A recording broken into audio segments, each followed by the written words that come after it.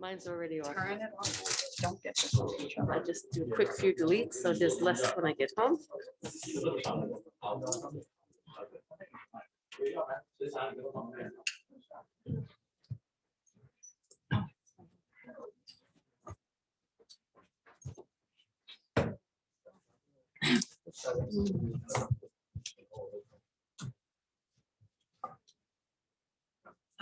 Ask.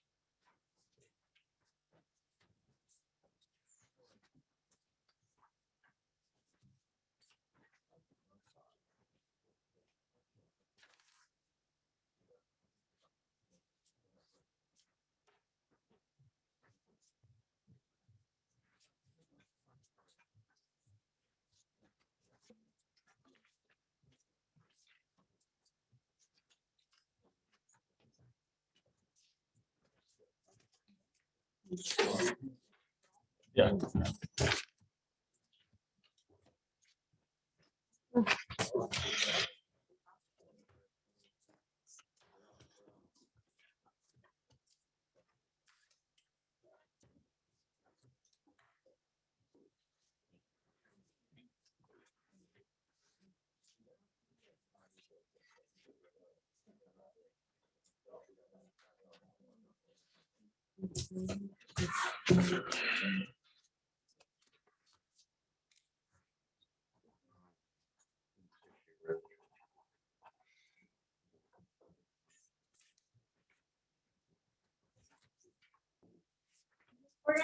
Section 5.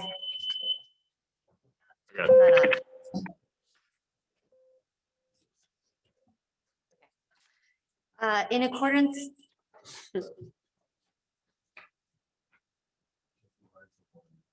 Hello. Oh, wait.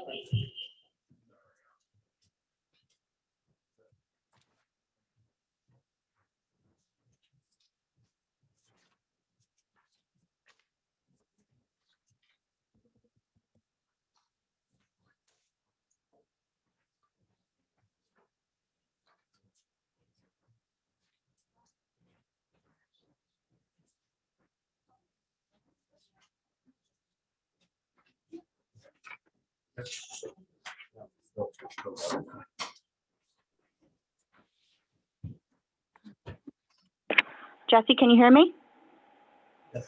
Yes. It's on the actual. Hello. Yeah. Wow. Turn on the-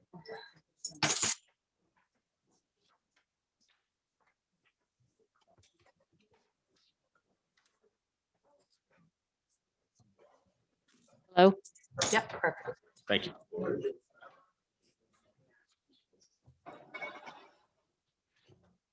Good, Mayor. Thank you. Sorry.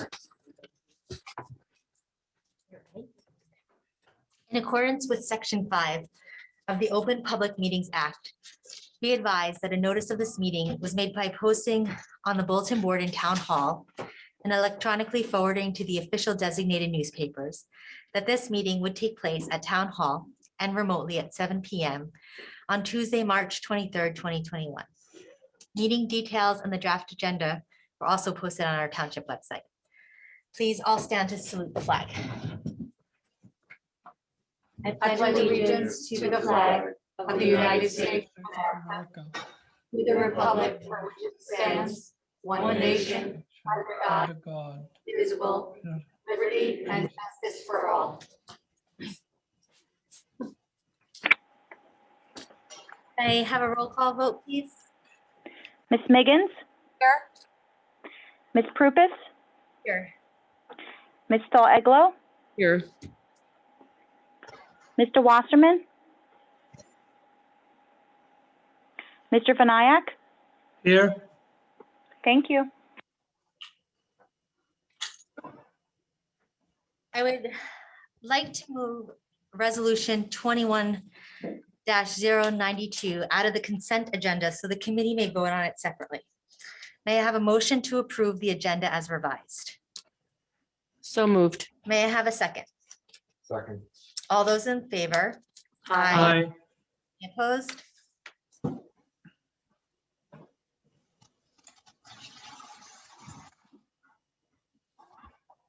Good evening, Millburn Township.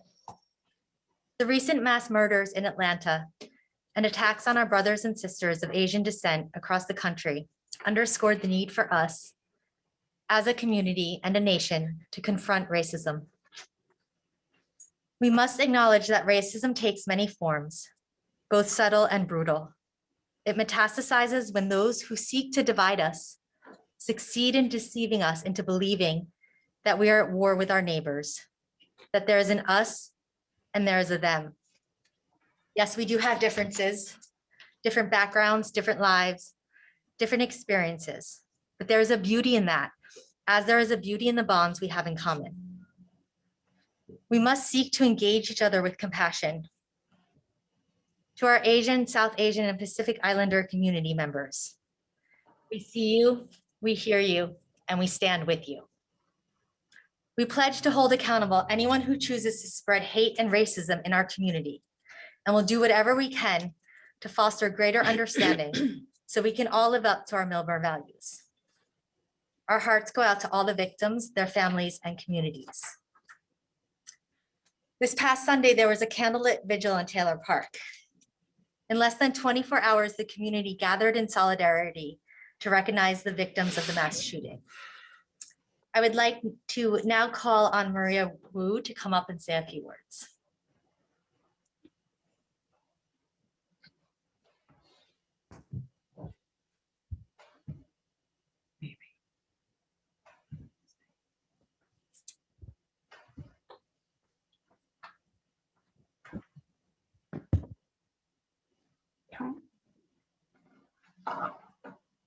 All right, thank you so much, Mayor Prupus, for having me here to speak tonight.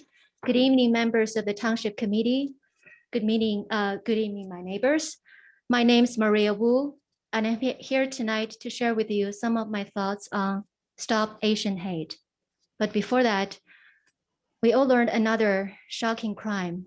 Yesterday, 10 people were killed, including a police officer, at a supermarket in Boulder, Colorado. On behalf of myself and our local Chinese community, we want to express our deepest condolences to the victims and their families. Who would imagine that a trip to the grocery store or a spa to pamper ourselves turned out to be a one-way trip?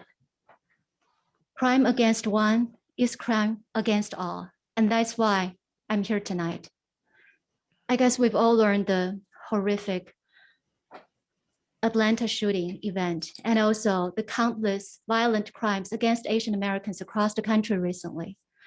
I learned from the news that in California, 700 volunteers protect their elder to escort them through their neighborhood.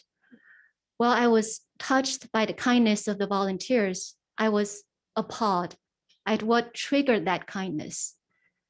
Senior citizens have to use escorting service to walk in their own neighborhood so that they won't get pushed, punched, or even sliced. What kind of place are we living in? Maybe we feel that Georgia or California are far away, but actually we don't need to look further beyond our neighboring city, New York City.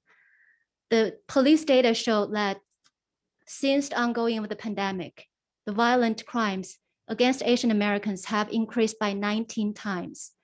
And just 2 days ago, this past Sunday, a young lady took her little girl to attend a local rally. And on their way there, they were confronted by some strangers. Her poster was grabbed from her and thrown to the ground and stomped on, and she got punches in her face, and that was 2 days ago in New York City. I used to work in the city. My husband still does. And living in this town, I guess we all have family members, friends, neighbors who have to commute Monday to Friday to the city. And the fear of some unprovoked danger occurring to our loved ones have never been as real as now. A couple of days ago in a local WeChat group, a mom raised a question. She said, how am I going to explain all these horrible things to my little ones? A lot of parents shared her concern, me too. When I was discussing these troubling crimes with my son, he asked, why would people do that? I don't know how to respond because I have the exact same question. And I remember talking to him about what he should do if someone approached him and called him China virus. And my boy said, but didn't we try to help by giving people free face masks? He was referring to some volunteer activities we were part of last year. I don't know if you recall last March, these things, they're abundant and cheap now, but they're nowhere to be found. Mhm. And two of our residents, James Liu and Jen Cheng, along with dozens of other volunteers, they spent hours after hours to put together resources and to distribute free face masks to over 400 Milburn households. Actually, today, James Liu is here with us. And James, why don't you wave and so we know where you sit? That's James. Thank you. Thank you all. And around the same time, the Milburn Short Hills Chinese Association set up a coronavirus support fund. The fund raised more than $71,000 from over 300 Milburn and Short Hills families. With the donation, our volunteers literally worked around the clock to purchase the most needed PPEs and to distribute them to our local frontline responders and 39 health organizations near our area. I also remember that starting from last February, we saw an outbreak of COVID-19 in our own community. And a lot of our residents have to exercise self-quarantine at their own home. And they're having difficulty meeting their daily grocery needs. So I started a local support group to help neighbors buy groceries and deliver to their doorsteps.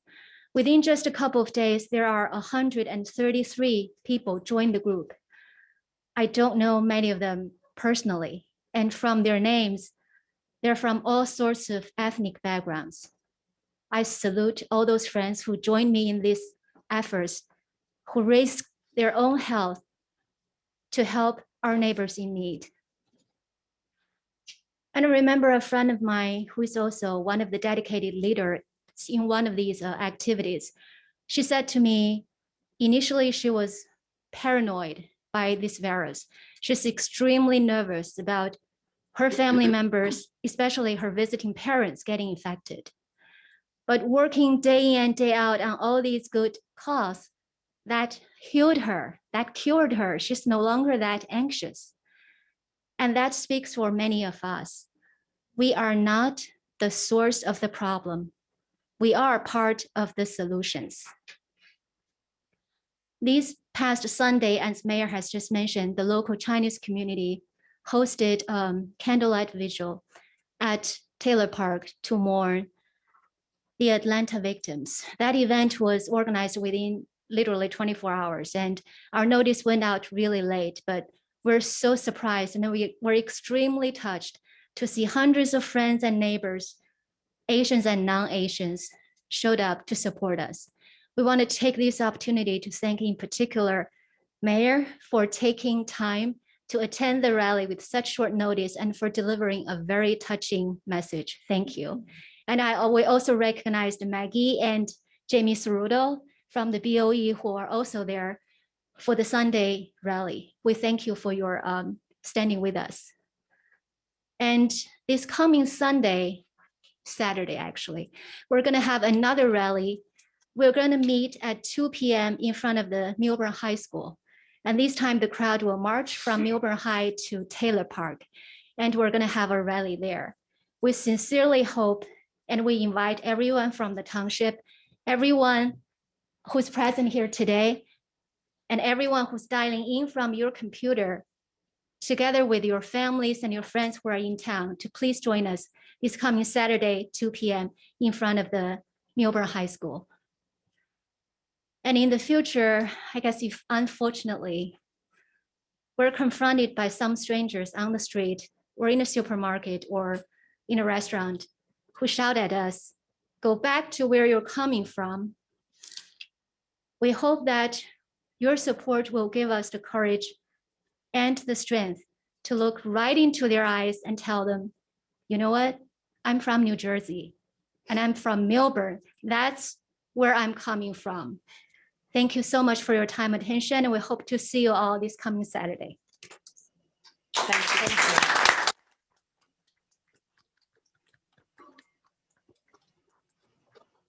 Thank you so much for coming and speaking to us tonight.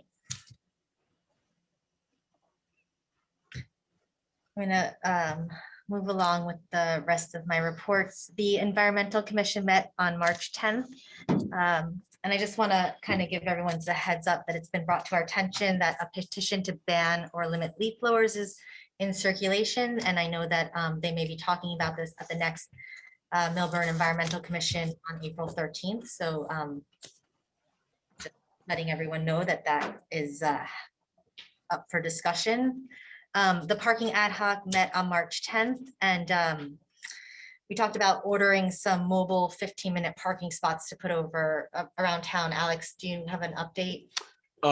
Yeah, they've been ordered. We've got the graphics, and we've ordered 10 of them to display throughout the municipality or wherever Did you it's say needed. 10? 10. Awesome.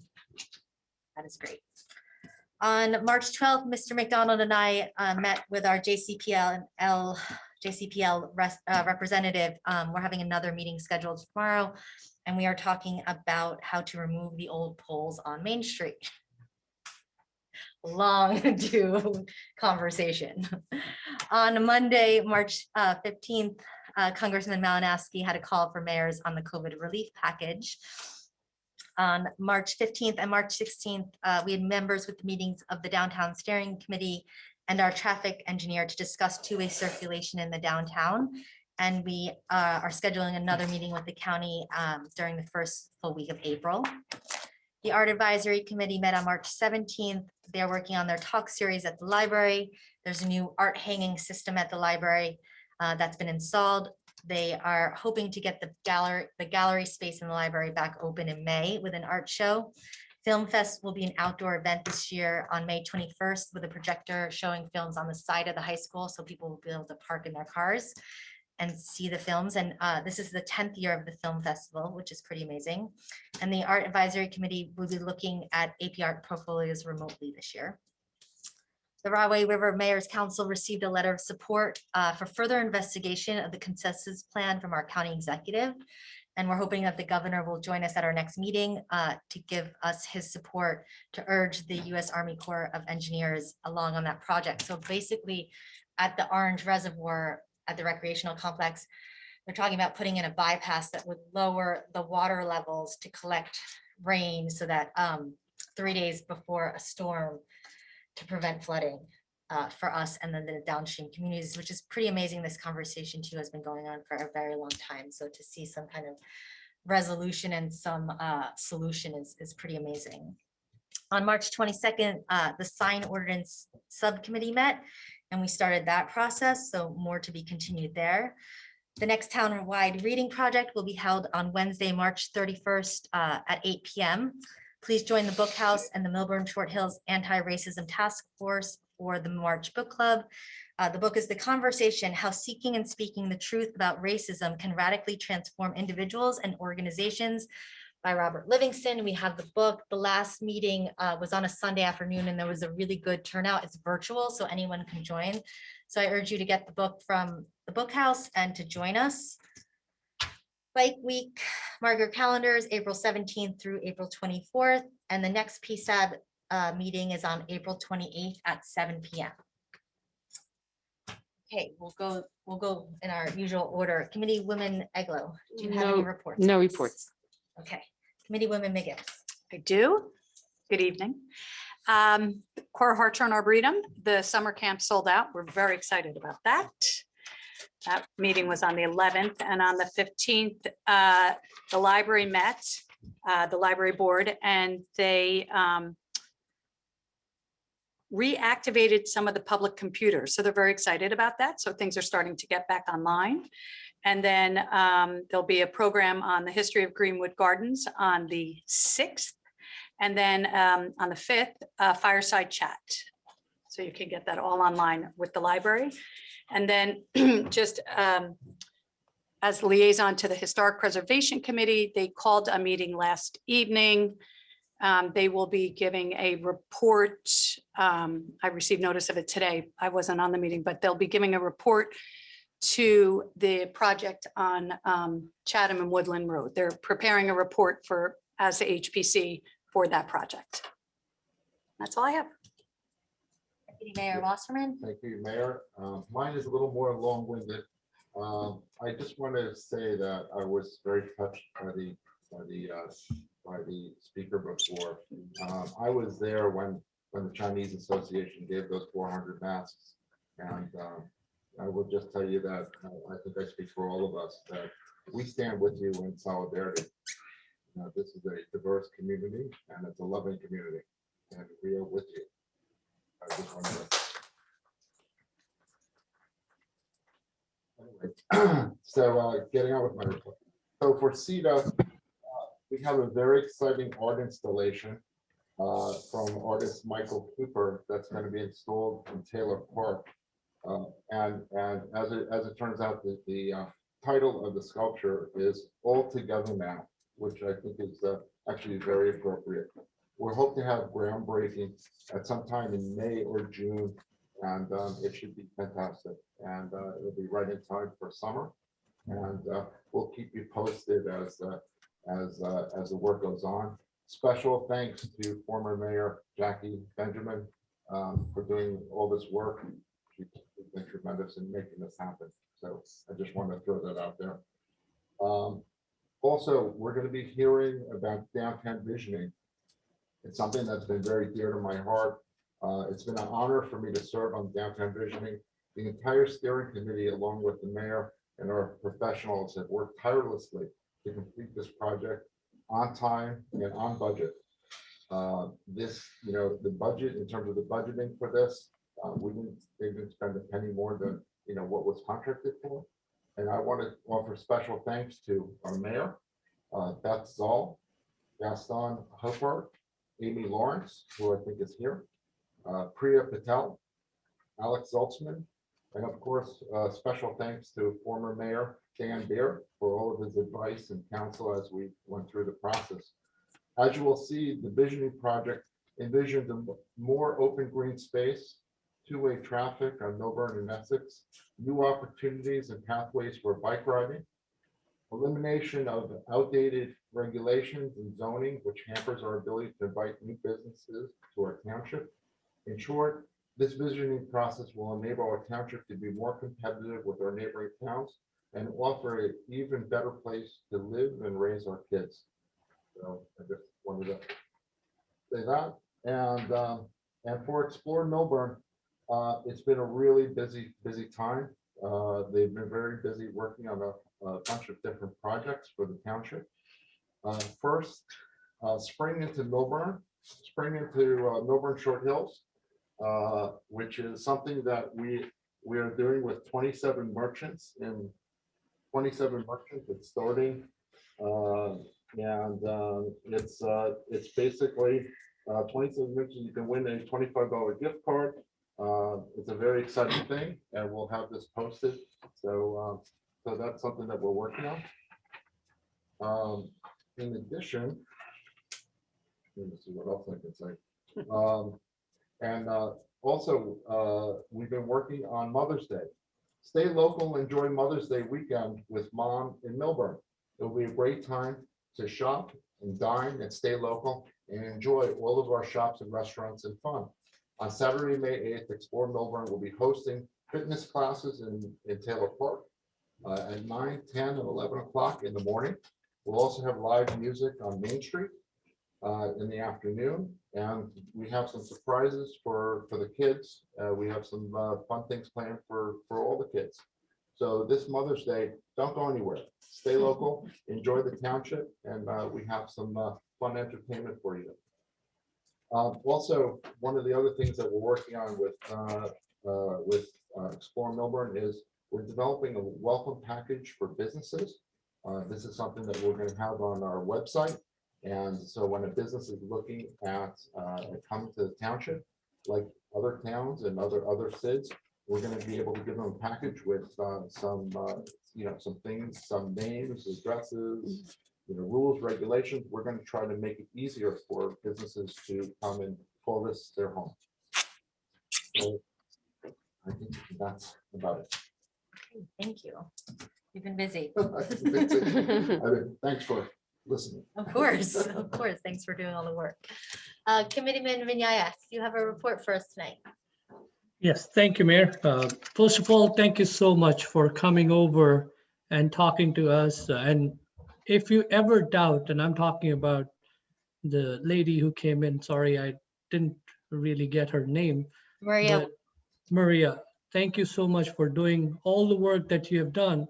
And Mayor Purpose had sent me the invite for earlier March as well, but I'm still in quarantine. I will surely join on Saturday. But whenever in doubt and somebody calls you out saying, go back to China, look in their eyes. We have the seat at the table. I'm the first person of color who has joined the township committee. We have a very versatile community here, and we won with a very, very good margins. So people of our township, they're very pro different communities. So I think we are in a very good town with a very big and good community. And thank you so much for all the work. I'm very aware when the masks were delivered right up in the beginning in March, April time zone, when the Chinese community has come forward and delivered it to all the EMTs and other community members of our town. But thank you again for everything you do. Keep up the good work. Secondly, on the report side, we have finally, and last meeting also I brought this up as the KPIs, public facing KPIs, where we measure performance for our department.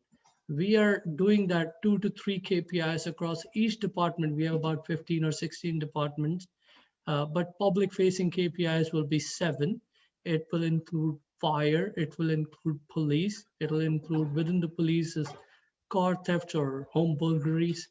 It will also include how many complaints were launched through our website and how many were processed, of those were processed. So it's a pretty good indication. Whether it's a good indication or a bad month, it will still be shared with the township residents every month. So if it goes in the wrong direction, we know where we need to put in our efforts. So thank you again for Alex and his team to come up with those KPIs. And that's all for my report. thank you, Committeeman. Mr. McDonald, do you have some reports for us tonight? I do, Mayor. Thank you. So first and foremost, I wanted to report back to the township committee on the request that had come in about the speed bumps in lot 14. These are taken out of lot 14 each winter for snow plowing efforts. They've been returned and will stay there until taken out again for next snow season. Some other things I'll be touching on later in the meeting in terms of parklets. But wanted to let the committee know that we have developed a parklet guide, guidelines for those that are interested in parklets and putting some outdoor dining in the streets according to certain rules and building materials, as well as oversight from the township. We've already started receiving a lot of cafe licenses, and we are processing them very expeditiously to assist our restaurants in getting out there and having seating. And again, this is at no cost, but we do need the application and the insurance for that outdoor seating. But the weather is starting to turn nice, and we're happy to have everybody out there and enjoying our local restaurants. The speed bumps. That's I think that's it for me, unless there was something else I probably Do you forgot. have an update on the angled parking in front of the deli? Yeah, so we are still looking to place that angle parking. We will probably be a little bit behind in April 1st implementation, but we're looking to have a few spaces. It's been recommended that we reduce the number of spaces, but maintain the reverse angle and see how this works. I think, again, this is just a trial. And if it is not successful, we can easily take those spaces out and try to come up with another solution for that area. And we are going to have sort of a team of DPW and police sort of working toward putting that in, implementing it safely, and guiding people through that for the first few days, so that we can help people with that transition. We also have some information that will be put up on the website to help people kind of understand what reverse angle parking. And it'll be a first trial, and again, this is just a what they call tactical urbanism, where we want to just put in a trial place and see how this works in the town. And again, if it works, great. If it does not, then we can easily remove it. It's water-based paint, things like that. Okay, great. We'll just keep communication really open and let everyone know what's going on. Absolutely. Perfect. Yes. And then how are the KPIs? Do you know how that's going to be, where that's going to be posted yet, or how? Yeah, so those will be posted tomorrow, probably by the afternoon. We're just received, I just sent them to our PIO, Public Information Officer, who will be putting those up on the website. They will be found under Resident Services, which is a tab, one of our major tabs. And so to start, we'll put them up more prominently, but they're going to live under performance measurements on the township website. Ms. Voss, do you have any reports for us tonight? Thank you, Mayor. You're good. I think you're on. Is it on? Thank you, Mayor. I don't always get the privilege to attend these meetings, so I'll take advantage of this opportunity to update you briefly on two environmental matters that I'm working on for the township. One is the remediation of the former Exxon station at the intersection of Maine and Essex, which is now a parking area. This remediation is being undertaken by the township. The township has retained an LSRP, has had this LSRP for several years at this point. This site underwent an enhanced anaerobic bioremediation, which was a pilot program several years ago that involved the injection of Epsom salts and gypsum slurry into the groundwater on 3 different occasions. That pilot program has demonstrated success, but due to certain updated DEP regulations, additional delineation had to be conducted. TRC has done that recently. And again, I think that the results have been favorable, and the goal is to get the groundwater to a place where it can continue to attenuate naturally over a period of time, during which the township would be responsible for sampling. And so in order to get to that place, we have to show that contaminants have attenuated to a certain level over a course of 8 samples. So that requires TRC to provide the township with another proposal for the next scope of work. I've asked them to go ahead and prepare that so that we can review it and ultimately submit it to the township committee for consideration on the next steps. So we hope to have that soon. The deadline for the remediation is May 7 of this year, but that will be extended. The next matter that I'll just briefly report on is the Schoolhouse Plaza remediation, which is right next door. That is not a remediation that is being undertaken by the township. That is a private remediation. The way that the township is involved is that the contamination has migrated onto township-owned property, and the township has provided properly access to the remediating party to do their work. It's really a matter of groundwater at this point. And so the access that was previously granted a few years ago has expired. And so we're now in the midst of negotiating an extension of another access agreement with the remediating party. So the next step for that will be for me to submit a proposed access agreement to enter into with Schoolhouse. And that's all I have. Thank you. Thank you. Okay, may I have a motion to approve the January 5th, 2021 Township Committee minutes? Motion. May I have a second? Second. All those in favor? Aye. Any opposed? Okay. So tonight we have Perkins Eastman is here to present the final plan. We went through this visioning process together over the past 5 months. And actually, we're going to bring up Chair of the Planning Board, Beth Zoll, who is going to speak to the process of the steering committee. Hi, good evening. All right. Oop, is my camera's turned on. Are you able to hear me? Yep.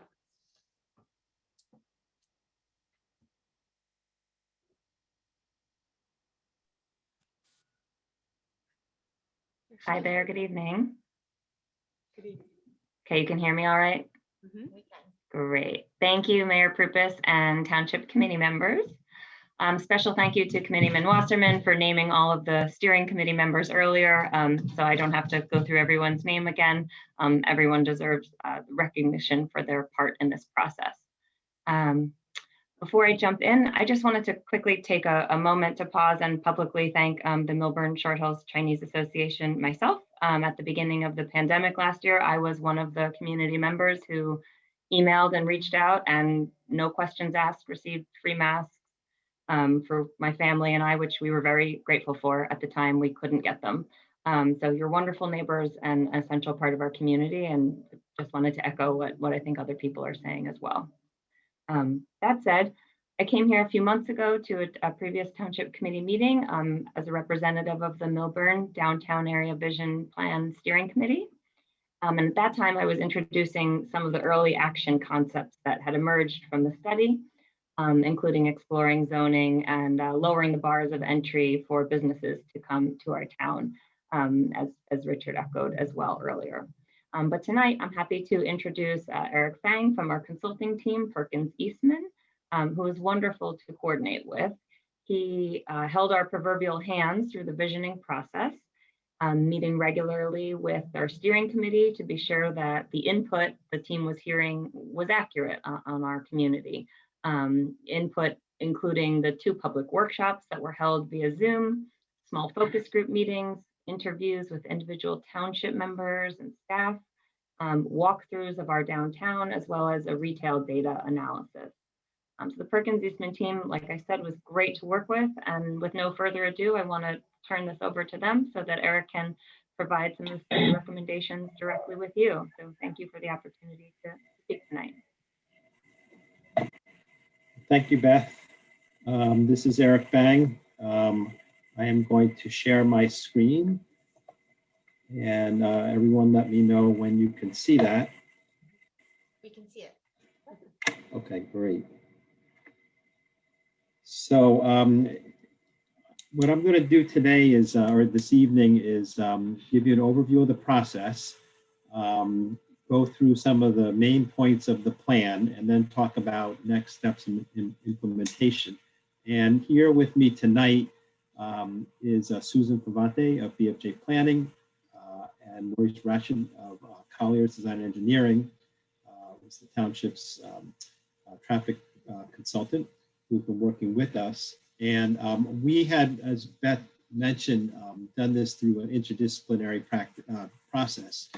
So we also had, in addition to design and planning and the traffic team, we also had retail specialist, which was Street Sense, and Marissa Ortiz, who's not here, but I'm going to give an overview of her points. Deputy Mayor Wasserman had relayed to you all of the members of the team, and it was a team, really, team effort, steering committee and the consultant team. So I don't have to go through everyone's names, and I'd like to acknowledge the great collaborative work that we've done together. We started with a set of half a dozen goals. This was our charge from the get-go, and I'm going to read them out to you because we should be kind of measured against this. Encourage appropriate land uses that promote the character of the township as a small suburb of the highest quality. Promote, improve, and support efficient streets and sidewalks and safe connections to transit for pedestrians, cyclists, and motorists. Recognize and encourage township organizations that strengthen and activities to strengthen businesses and social networks. Maintain and enhance economic vitality of the downtown and other business districts. Recognize and encourage the preservation of areas, structures, and sites of historic interest, and develop and implement strategies to address townwide sustainability and resiliency. So we conducted this over a 5-month, more or less, period. We started in October last year, and as Beth mentioned, we really kind of hit on all cylinders at once. On-site observation, we started with an on-site tour. Walking the downtown, we crunched numbers. We reviewed all of the existing plans and really tried to learn from them. We know there's quite a bit of work that had gone on, and everything was something that fed into our effort.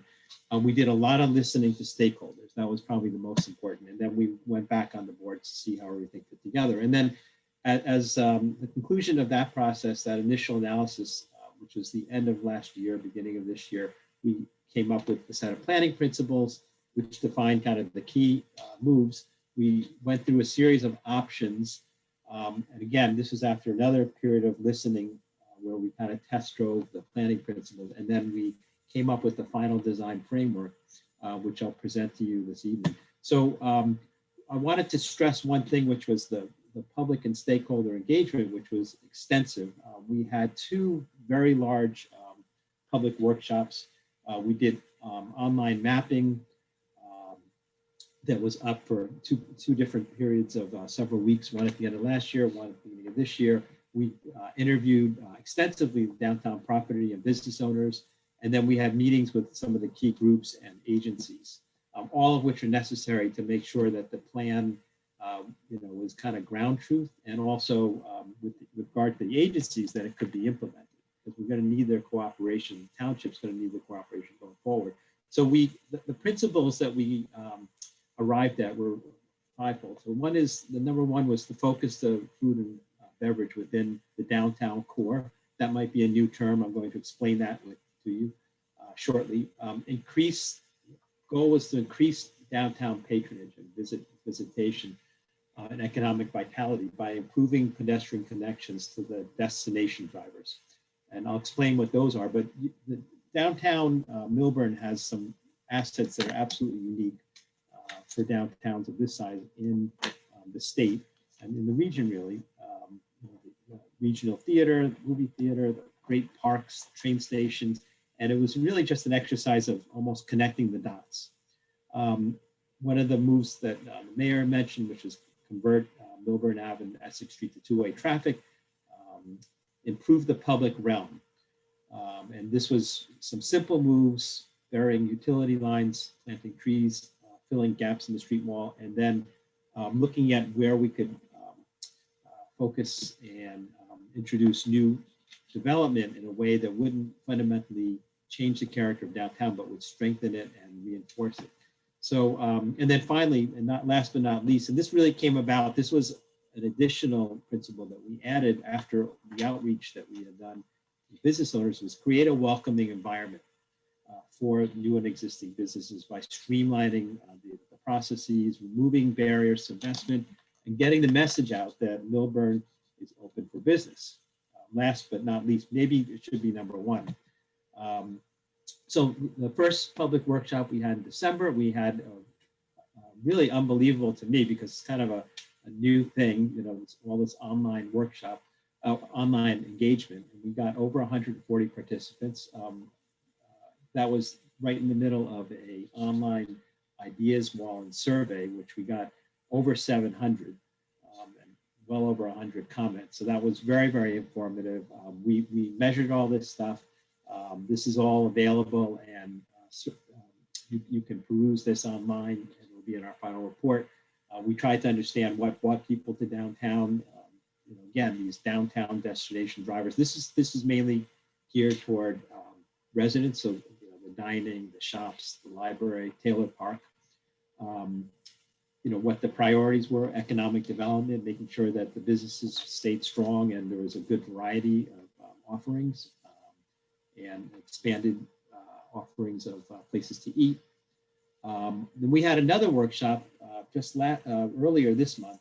We got over 200. So the downtown and Milburn residents in general were very, very you know, interested, enthusiastic, participatory. So it was really terrific, and general support for a lot of the concepts that we had started to show by that time in March.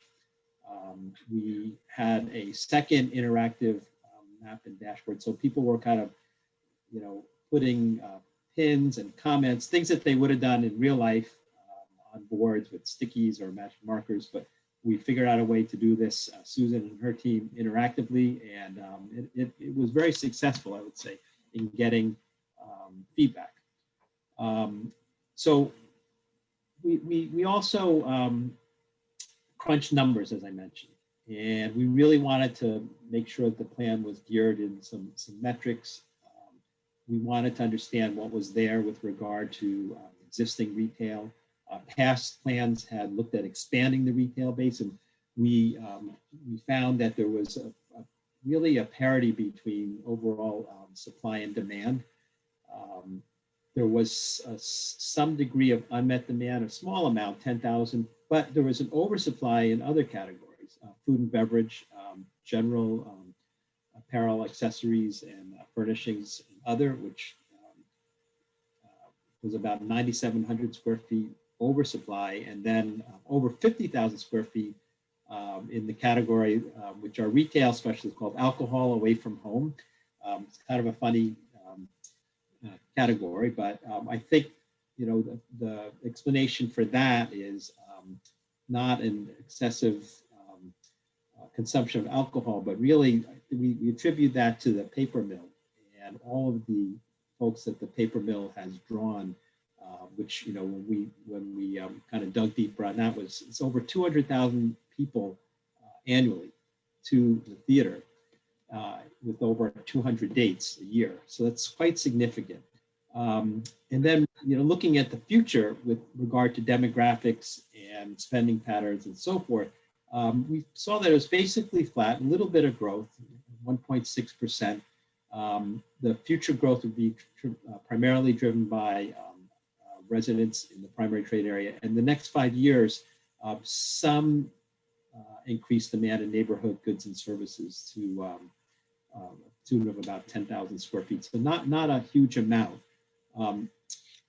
There was some expansion for these categories, neighborhood goods and services.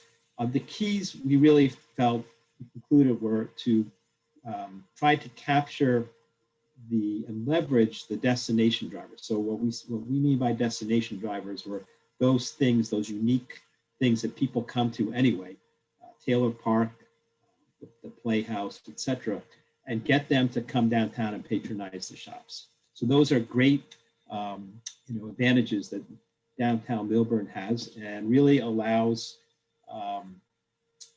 our retail specialist Larissa said, really allows the downtown to punch above its weight, if you will. So the kind of factors that were identified were really strengthening the connections to those destination drivers, making a more comfortable and attractive and easy to get around environment downtown. And it's really about, you come downtown, you feel like you got rewarded in some way, shape or form, right? You had a great experience. It was easy. You got and found what you were looking for. You found something new and surprising. And we looked at the downtown in terms of all the different categories of retail. And this is a map that color codes all the different various retail uses. And you can see that red kind of pink colored cruciform shape in Maine and Milburn really kind of forms a cluster, a focus, or we're calling it the core. And so that really informed our approach, where the downtown, which stretched from homes all the way over past town hall is really a core flanked by two shoulder areas. And so we'll talk about what that means, but that really informed our strategy for land uses and so forth. And the basis of that really was that the shoulder areas need to be reinforced to strengthen the core.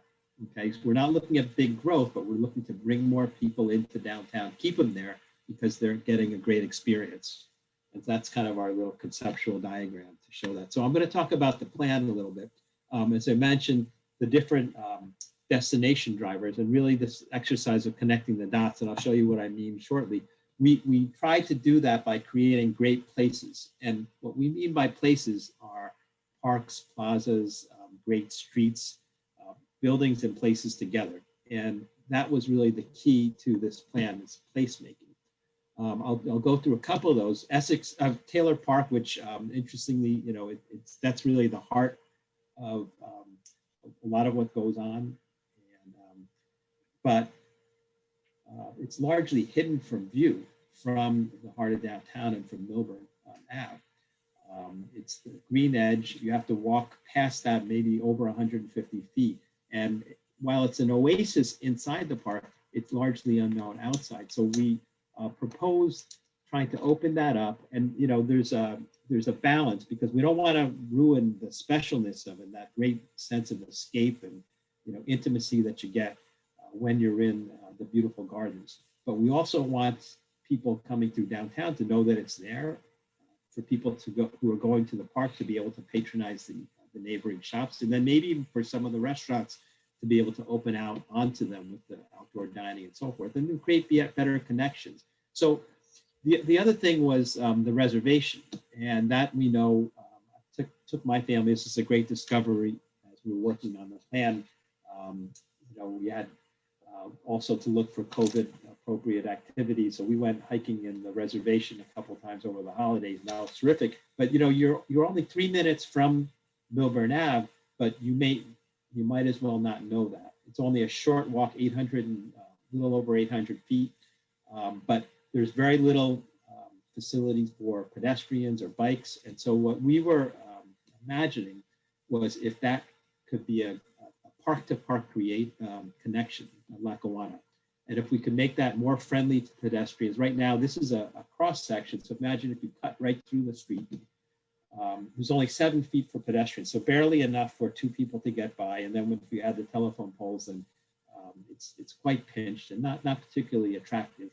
There's no place for bikes.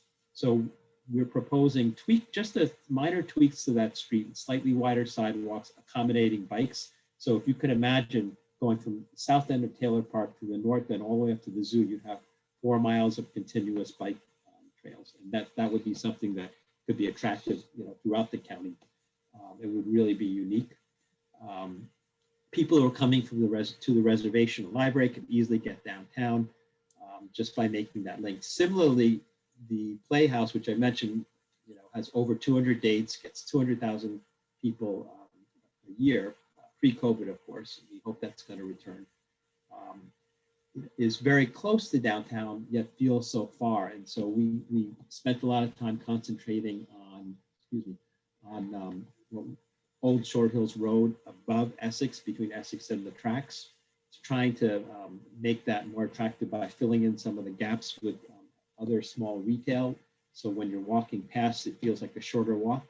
And then also potentially a town green at the corner of Essex and Old Short Hills that could be used for different activities. Right now, the farmer's market is there. The farmer's market continue to be there, but it would be really kind of, that's like one of the symbolic kind of centers of the town. And if that could be, shown as such, I think it would be a really great and attractive addition. Now, there was is ongoing flooding issues. There was a study that was commissioned last fall. Mott McDonald published that and released the report in October, which had several recommendations, one of which was to to extend the length of the Milburn Ave and Essex Street bridges in order to unimpede the flow, or I guess open up the flow of the river. And we took that as a challenge to not just make that an engineering project, but when that happens, and this will require outside funding and much further studying, engineering analysis, to make sure that that becomes a public space improvement and economic development project as well. So if you look at the current condition of the river, it's not necessarily something that people would be attracted to by itself. We envision this as potentially a public walkway. It has a number of different advantages. One is that it could be a setting for outdoor dining. Another is that it actually kind of unlocks the municipal garage. It would give you a straight line view to the garage from the downtown core. And it could just be a terrific and new environment. Again, it's that notion of rewarding people to come downtown. In addition to these different discrete places, parks, gateways, and so forth, we felt it was very important to address the circulation problems. Now, that was one thing that we heard through the outreach, that people were frustrated by the one-way traffic, the various loops and detours they had to make. Also, the speed, particularly east of Main Street on Milburn Ave, and then Essex, which is 3 lanes in one direction, not the most pedestrian friendly. I don't know, Maurice is here if he has the rights to present, but take you through several of the slides. We were proposing as the basis, turning Essex and Milburn to 2-way, which we discussed, and he can take you through some of the details of that.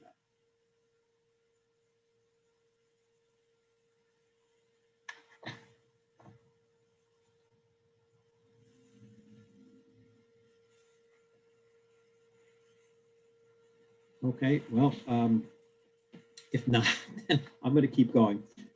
In addition, we were proposing to bring bikes downtown. I'm sorry, Eric, were you asking me to interject and speak about the study? Yes, I'm going to do the bikes, and then right after Okay, that, whenever you're ready, I'm ready. You okay, let me know. Okay. I'll dispose of this one slide, which is very important, which is in addition to taming the traffic a little bit and improving the circulation, we propose to bring and accommodate a place for bikes downtown. And we know that Milburn is very busy. There's a lot of things, a lot of demands on it because it's the main shopping street. We felt that Essex provided a very good opportunity for bikes. We created this bike plan that connects to all of the schools, also connects to the parks, and provide a way for school kids to get downtown. Again, that kind of continuous north-south that could go up to the Turtleback Zoo all the way down to the south end of Taylor Park, and then allow people to commute to the train station by bikes and really widen that traditionally about a half-mile radius that people walk from the train station out. So really expand the commuter shed for folks who want to take a ride to the, who want to ride their bikes to the train station to get their morning commute. So now, Maurice, if you could go through a couple of these key intersections. Sure. And the findings of the modeling, I'm sorry. So Maurice, I'm just 1 second. Yep. Before you start, that we wanted to make sure that what we're proposing wasn't just good, on paper, but we wanted to make sure that it was modeled and it was vetted with the numbers. And so that's what Maurice will take you through quickly. Very good. Good evening, everyone. It's good to be here. This meeting started on a very emotional tone, and it hit me to the heart. But Anyway, I'm recovered, and I want to give you a little flavor of the traffic study I did. If I can, I'd like to share my screen. I have a handful of slides that are from my report. So Alex, if I can have the right to share my screen for maybe 5 minutes, I would appreciate that. Yeah, Eric just has to stop sharing his for a second. Okay. All right, very good. So here we go. So what I'm going to share with you are snapshots of the study. This is the study area, the Milburn downtown area. It shows Essex Street and Milburn Street. It has blue stars at the intersections that we analyzed. This is the actual area of study. It goes all the way from Parkview to the east to Douglas to the west. And it covers approximately 9 to 10 intersections in between.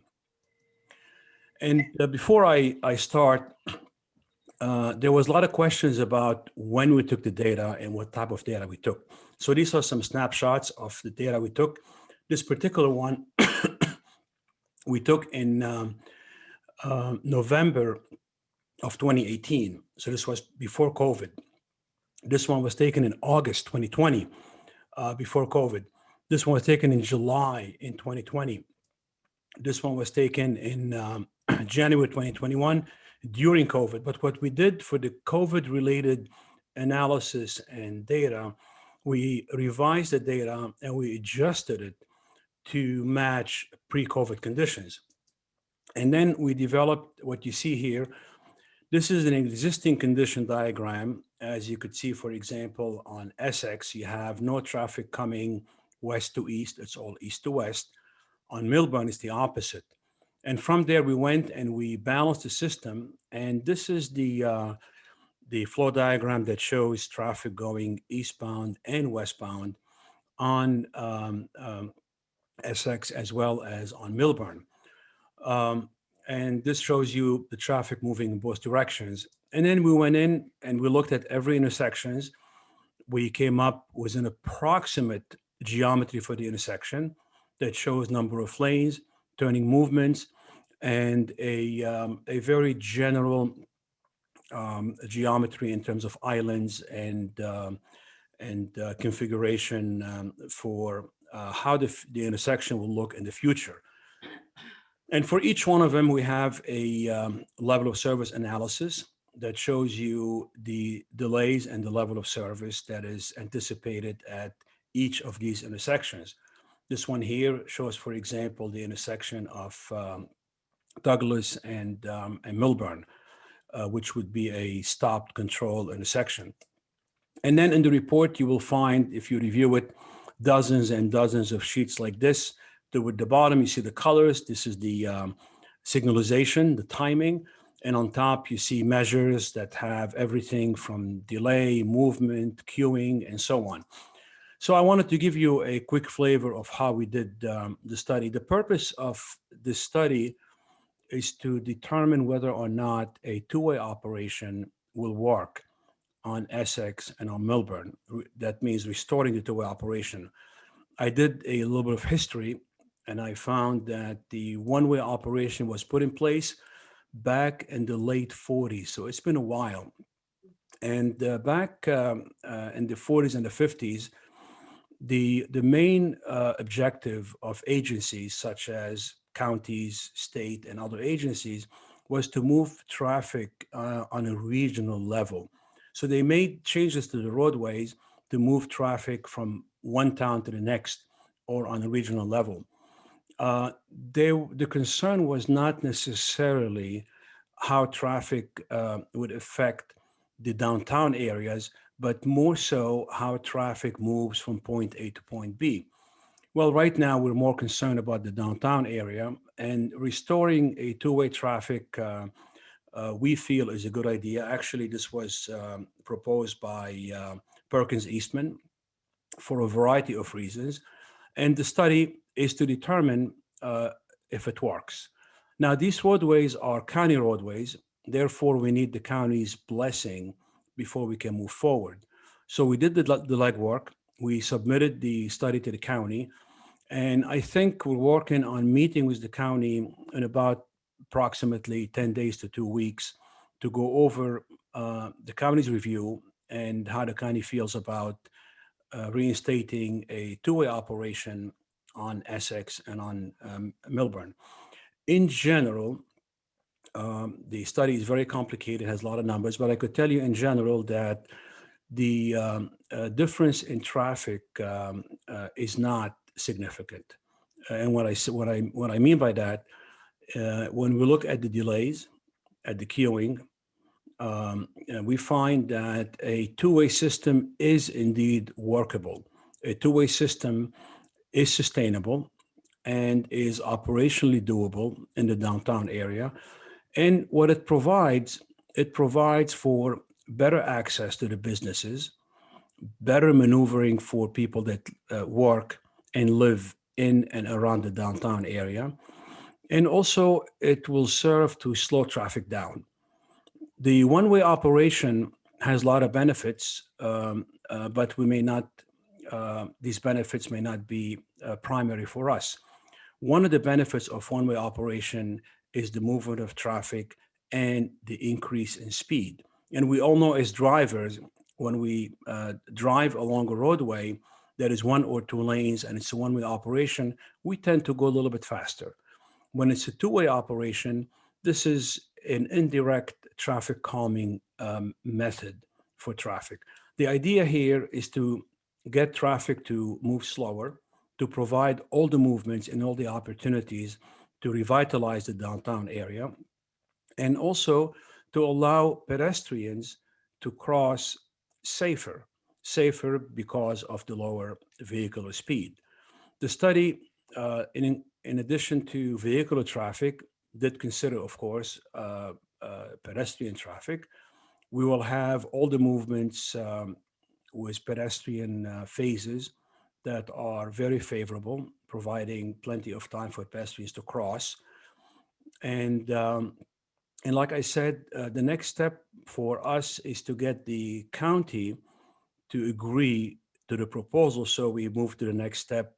We look at the designs, we look at the constructability, and we look at the various issues that we need to address before we put this into action. So this is a quick summary of the study.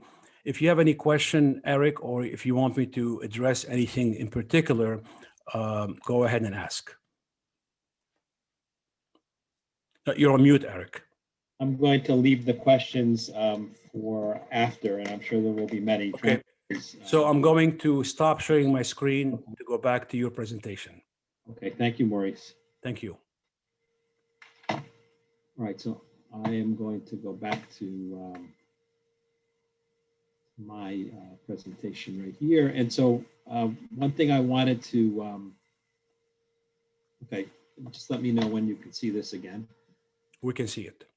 So associated with the traffic changes, which is key to really creating a much more easy, rewarding experience, allowing people to navigate around to get to the parking that is there and to their destinations without making wide circles or speeding past, is also trying to make the downtown pedestrian realm a little more comfortable and pedestrian friendly. So as Maurice said, we're actually improving the circulation while slowing the speeds down, which was important because that's something that we heard many times about the excessive speeds. People pass the Main Street intersection, they kind of peel off, and then similarly on Essex Street, which is 3 lanes, that really is more conducive, encouraging people to drive a little faster. So on Milburn, I think one of the first things that people see are the utility poles, and that was something that we felt really, was not really commensurate with one of the Downtown Vision Committee's #1 goal, which was to really reinforce and project a sense of downtown Milburn as a community of the highest order. And we had the 3 lanes in one direction, the parking relatively narrow, sidewalks. We feel that with slight tweaks, we can get much wider sidewalks. We can get the parking on, keep the parking on both sides, and slow down the traffic. And these are things that are going to require further study, but also we felt would be important to be done in conjunction with street trees. So basically swapping out, the utility poles and the wires and so forth for trees, which would have many benefits. There are many studies that have shown that there's a correlation between higher sales, better business activities, better perception of the downtown business, et cetera, with street trees specifically. And then, physically, with regard to some of the downtown's environmental conditions, something that would also help to control the stormwater, manage the stormwater, provide shade, a much more pleasant environment. There's something called the heat island effect, which is basically all of that huge expansive pavement exacerbating and heating up and making a much warmer environment along the sidewalk, which we know is going to only get worse in time as the climate changes. Similarly on Essex Street, which right now is a street with seems very wide, very little scale. The wires and the poles are really the thing that kind of dominates. We feel can accommodate two-way traffic, as Maurice pointed out, bike lanes, as mentioned before, parking on both sides. And when I say parking, I think we actually are calling it a kind of a curb management zone, because we know that in this day and age, there are all sorts of different things happening along the curb. Ubers, Amazon deliveries, so forth and so on, Uber Eats, all that kind of good stuff, plus parking. And so we want to make sure there's a zone that can happen, and that can accommodate better uses, and more development potentially on Essex Street. As a focus for Essex Street, we zeroed in on one area particularly because we wanted to really just build off of what downtown has right now and just kind of, again, connect the dots, tweak things slightly to make them improved. And there's this triangle, kind of an overlooked triangle at Essex and Town Hall Plaza behind Town Hall. And we really felt that that could be the focus for the whole west side of downtown, potentially the site of Town Hall extension, if there was desire for that in the future. The DPW site, if it's developed, could be developed with the adaptive reuse of the existing garage. We're showing something called the paper mill downtown. This is all just kind of speculation, but you can imagine all sorts of great uses there, potentially new development, and this could be a real hub. So this is a summary in plan form of the various recommendations. The DPW site redeveloped with either adaptive reuse or new development, where the garage is, a new garage, not as big as the garage, municipal garage, new infill development, on various sites along Essex Street, Riverwalk, Downtown Gateway, et cetera, new connection between the two parks,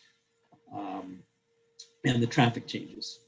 Okay, and then this gives you a round number of what those amount to, and they are commensurate with the findings that we saw in the retail analysis. I want to talk a little bit about the DPW site because I know that that's been a focus of enormous attention in the past. Our approach to that is that right now we do not see that as the highest and best use. Recycling yard, surface parking in the garage. But the plan really offers up a very flexible menu for the future of that site. Right now, there are those three parts: there's surface parking, there's a recycling yard, and there's the garage. And the plan really is proposing a flexible menu of different things that can happen. All three could stay. The recycling yard could go, and be relocated first. The garage, which probably would be more difficult because it entails construction of a new facility, could go later, and then development on the parking once the new garage would be built would allow for new development. It would free up the surface garage between, right next to Duncan, Charlie Brown's, and fill up some of those gaps. We're proposing, along with that, new access road. So the one thing about the site is that it's very long and deep, and there's no way to get to the center of the site. So we're proposing a new road that could actually make the pedestrian experience a little bit better as well along Essex Street. So with that, those are kind of a high-level overview of the recommendations, physical recommendations, and the vision. But Susan's going to talk a little about some of the regulatory and policy recommendations, which I think are equally co-equal importance with what Maurice has mentioned and what I discussed. Thanks, Eric. We did look deeply at your existing zoning and other regulatory factors that are in place right now. And one reason why this is important to focus on is it's something that is entirely within the township's control. You can change your zoning at any point in time, and it's a very much a low-hanging fruit. It can have an immediate impact. And I'm sorry, I'm losing your screen, Eric. Sorry. If you can go back one slide, can have an immediate impact, and it is relatively inexpensive, virtually free. There's nothing that's totally free, but you can very quickly and economically change your zoning. So we looked in particular at the B4 district, and one of the key recommendations here is something that came out of both the public outreach as well as all the stakeholder meetings we had, is really looking at expanding the uses further in the B4 district. Again, trying to capitalize on active uses that bring people downtown, making restaurants and other eating and drinking establishments a permitted use rather than a conditional use. There are plenty of ways that you can control those types of uses to make sure that you're balancing protection of the neighborhoods. Theaters, museums, amazingly, theaters are not allowed currently in the B4, even though you have a movie theater in that B4 district. Indoor commercial recreation, potential for things like breweries, brew pubs, even distilleries, and then co-working space. All of these things we expect there to be a high demand for, particularly as we come out of COVID. And then another aspect is allowing actual flexibility within the spaces of buildings. So having more than one permitted use able to be occupying one space. So you could have a cafe that perhaps has classes at night, knitting classes or something like that. Very small scale artisan manufacturing that, is essentially light industrial, but may also have classes and a shop and a cafe. There's just a lot of flexibility that provides and creates a bit more of a destination really for the region, something that's unique. So the next slide. So those changes really are throughout the B4 district. In the downtown core in particular, where you really want to encourage pedestrian generated activities, walk-in traffic. You currently do not allow offices on the ground floor in the B4 district, except there's some carve outs, and we're suggesting kind of loosening that up a bit to recognize that there are a number of office type uses that do generate walk-in traffic. Real estate offices you do allow, but things like a walk-in clinic, CityMD, insurance agencies, and then outdoor dining was something that we universally heard a lot of support, a lot of excitement about the closure of Main Street last summer, and really a lot of demand to open that up and make that permanent on a seasonal basis. So that's a physical change as well as the regulations that support that. And then also looking at things like rooftop dining as an accessory use for a restaurant that's on the ground floor. Can be done, and there are ways to control, noise impacts and things like that, but it's something that more and more towns, including smaller suburbs, are looking at. So then beyond the downtown core, but still in the B4 district, Eric spent some time talking about the DPW site. When we looked at that site and the potential for future redevelopment there or revitalization, it does lend itself more to perhaps makerspace uses, again, that artisan, very light scale manufacturing, as well as potential combinations of residential and commercial. On the shoulder areas to the east and west, we think that you can open up the ground floor uses a bit in terms of allowing residential and office on the ground floor. There's less of a need for it to be a more active pedestrian environment there. could allow for a little bit of a transition to the neighborhoods that adjoin that area. Okay. Parking is something that we heard a lot about. We always hear a lot about in any downtown we work in. And we think that there is some more work to be done on the parking side to really study some particular strategies, but we have some things identified here. And one would be, looking at better managing your permit system for better efficiency. So making sure that, that you're not over providing permits to employees of downtown businesses that don't really need them.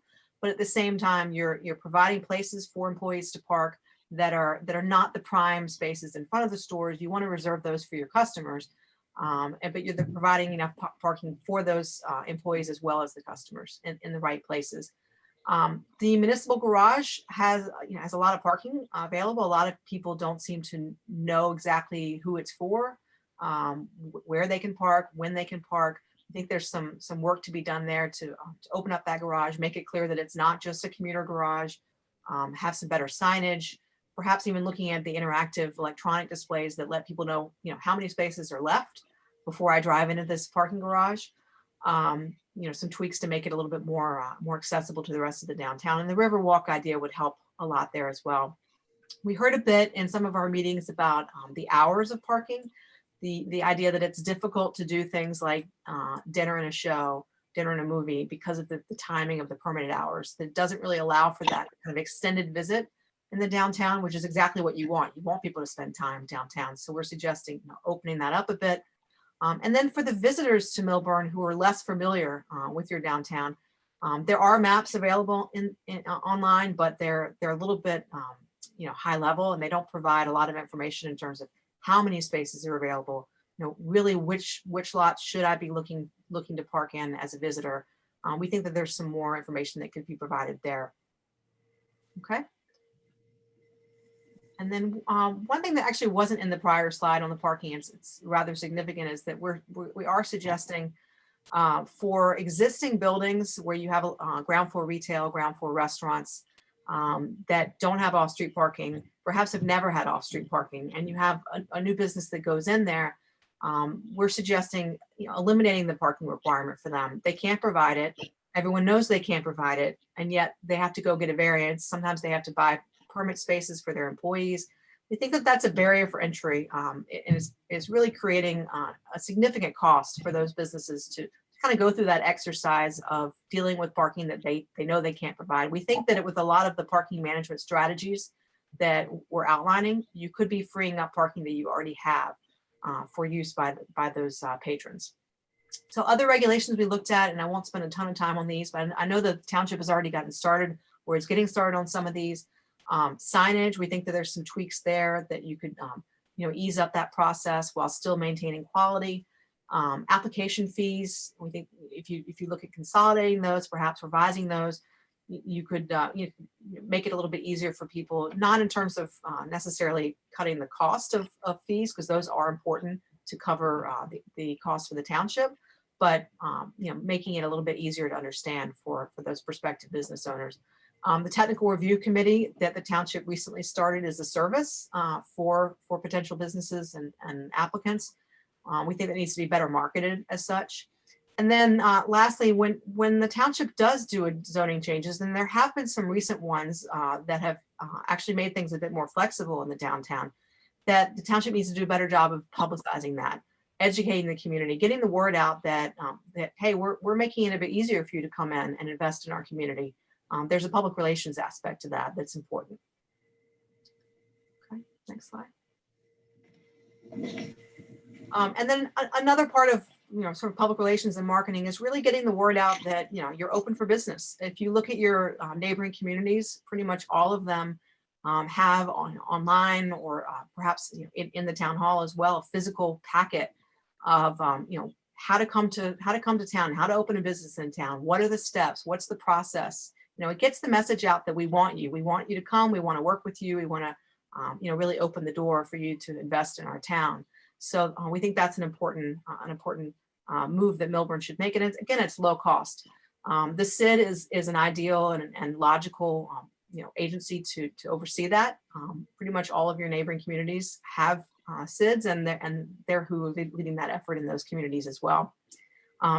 Downtown branding, we think, is important, both to get the word out that Milburn is here and is ready to serve not only residents of Milburn as your downtown, but also a real player in the region. And then there's a lot that can be done on signage and placemaking and making it easier for visitors to make their way around. Outdoor and public art, I heard a little bit about that earlier tonight. That is a really important part of placemaking, and is something that really does attract a lot of visitors. Okay, and I think, Eric, I'm going to turn it back to you to lead. Yeah. So we, a plan without implementation is really, kind of a dream. And we were attracted to this because we felt that Milburn was really intent on trying to make this, happen and move forward. And, we developed a detailed implementation agenda, identifying responsible party, kind of ballpark, kind of cost magnitudes, and so forth. And we categorized these into three kind of buckets. One was kind of regulatory streamlining and planning and marketing, which Susan had mentioned, which we feel is kind of low-hanging fruit. It's doesn't involve exorbitant costs or anything like that, or engineering and so forth. Capital improvements, which does involve design and engineering and requires funds and bricks and mortar and so forth, but that's a separate category. And redevelopment. And so those are the three kind of main baskets. Each one will have different kind of time horizon. And each one we know that has to kind of be kind of launched on its own trajectory. So for instance, some of the capital improvements, you can't just go back out and build tomorrow. You have to get the design and engineering done. You have to do analysis.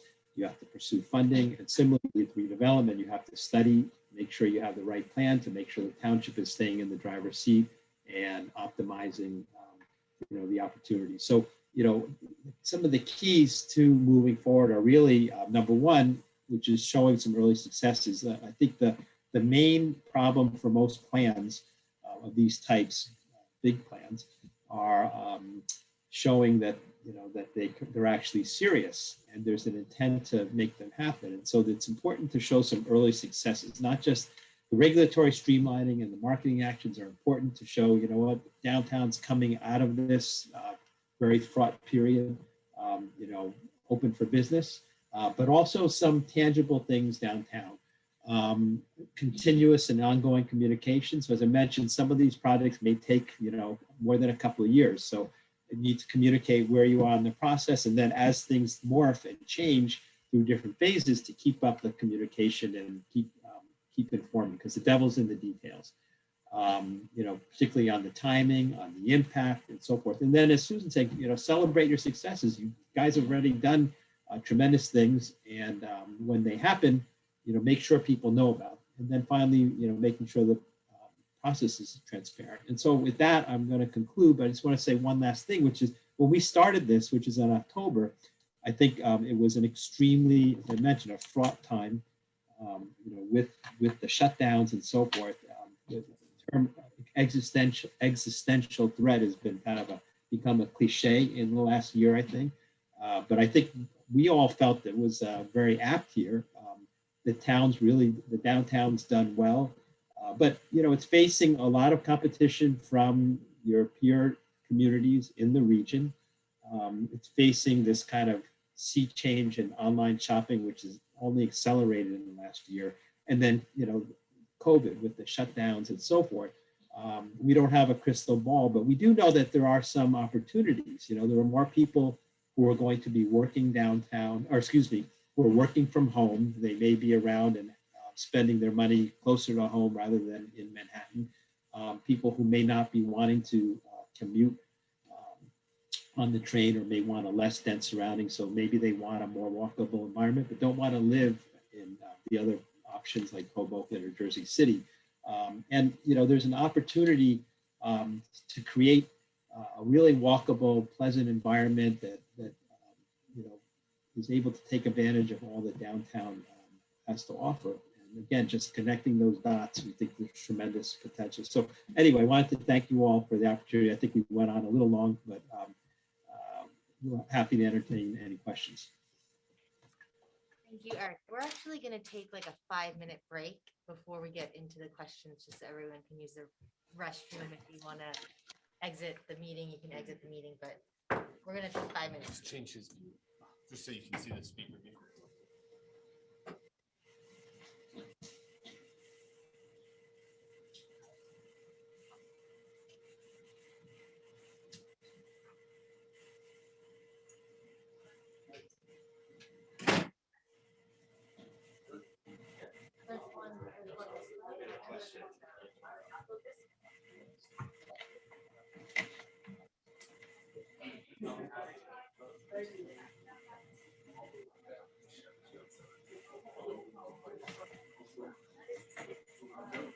Right? That's stress, right?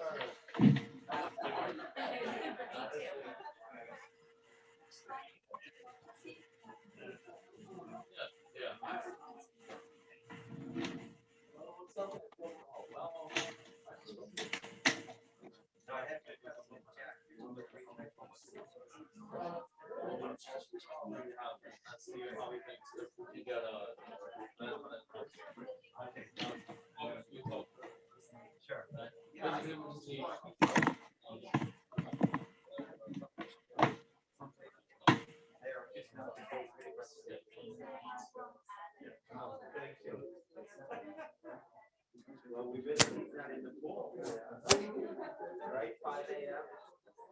He used to fall asleep at Miss Siegel's office.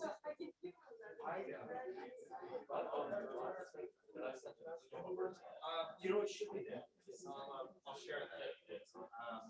No, I think it's gonna be great. Yeah, and so if Jack wants to talk to me, let's talk more tonight. I'm gonna be a little bit busy. Yeah, and I think and I think they.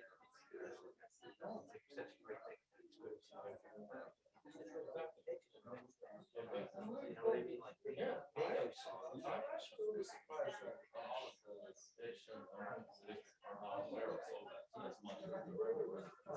think they're just so busy. I mean, there haven't been as many gatherings like this. So I think it's a great opportunity. Sure. And the weather's looking good? Yes. Yeah. That's looking good.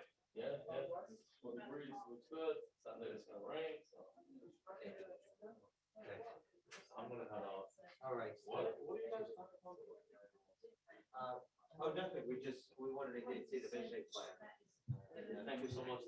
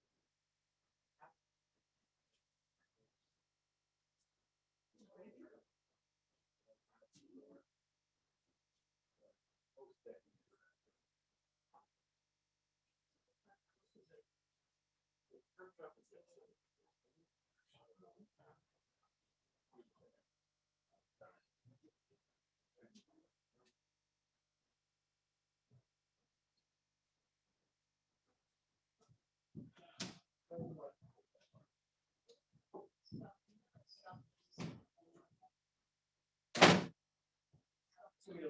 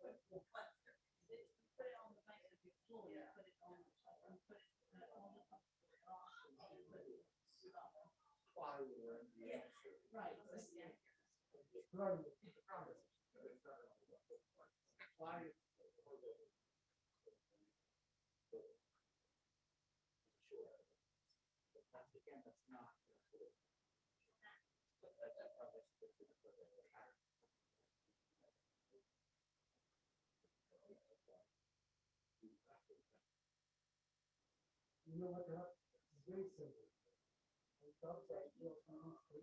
Because if you there, I want to do as well. Because I do the same taxes, and I'm still in the same time. I'm not in everything. The patient will you do it. And I'm there. When you give me good to school there, you're gonna leave the town. You do. I mean, it's hard. It's hard. It is hard with what they do. Very positive, very short-sighted, they don't know what they're doing. They hurt in other businesses, they live like you. You have the conflict of interest. You tell one person and they say another thing. It's not good. It's not good. And when you go to the lawyer, so you can just see what the meeting is, and you're gonna go for the. Just for the. We're gonna stop. Every single thing is going to stop. This is not fair. When you see payment, they close the sequence. When this guy, he did something, they close the sequence. What is going on? What is that? It's not good. It's not fair. It's not nice. It's not good. It's not good. All right, we're all here. Yep. All right. Is it 5 minutes? It's, I think it's been 5 minutes, so should I? Yep. We're gonna get started again. Do you wanna? Yeah. Sure, please. All right.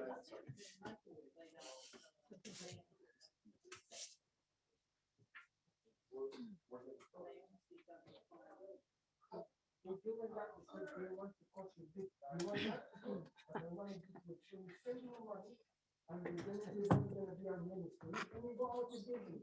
This is very class. Very class. What did you say? He said, make sure. Very class.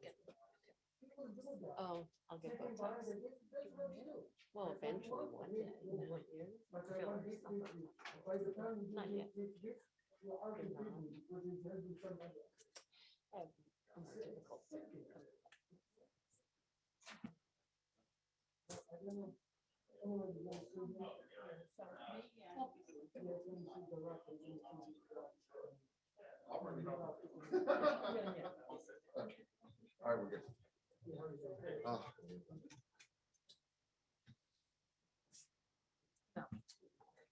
No, I got it. Okay, so do we have Eric and Maurice still on as panelists? Yes. Yep, I am. Okay, great. The light came back on too. All right, we are gonna open up questions from the public to the planner and Maurice, specifically about the plan. So if you have any questions, because this is the final time that they'll be joining us. So if you have specific questions about the plan, please raise your, and you're on the call, please raise your hand. Maybe people are still gone. Okay, we have one.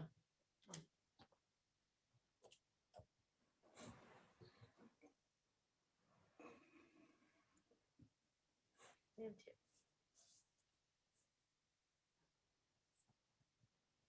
Okay, people are back. Everyone's coming back.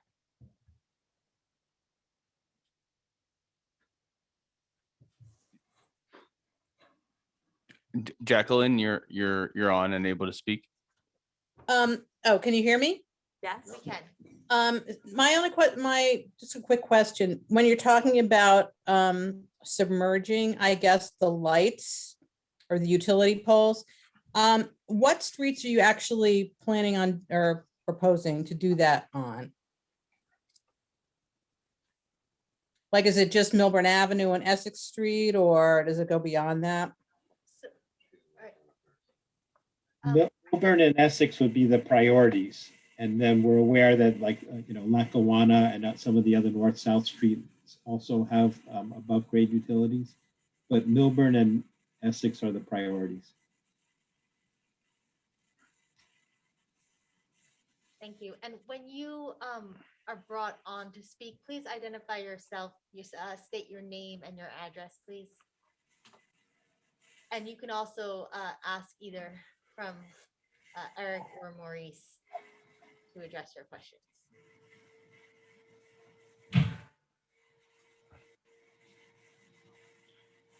Mark? Yes. My name is Mark Linser at 24 Brooklyn Drive.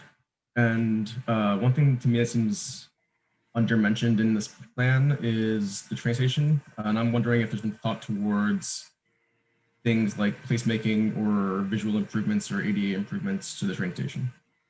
Thank you.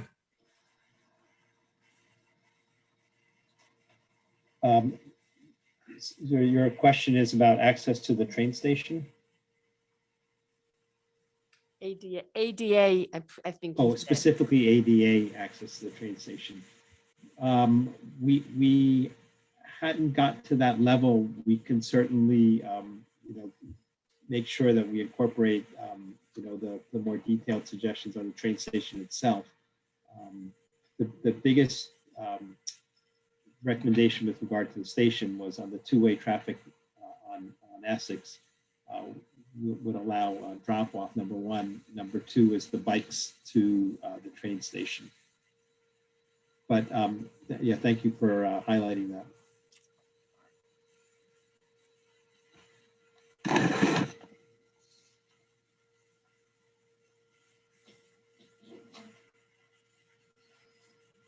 Richard? There you go. Hi, Richard Footer, 333 Milburn Avenue. Is there a recommendation to hold a townwide presentation forum on this before there's any implementation and acceptance of the plan? It seems I've been through this before. Back in around 2008, there seemed to have been, there was a redevelopment plan, you're aware.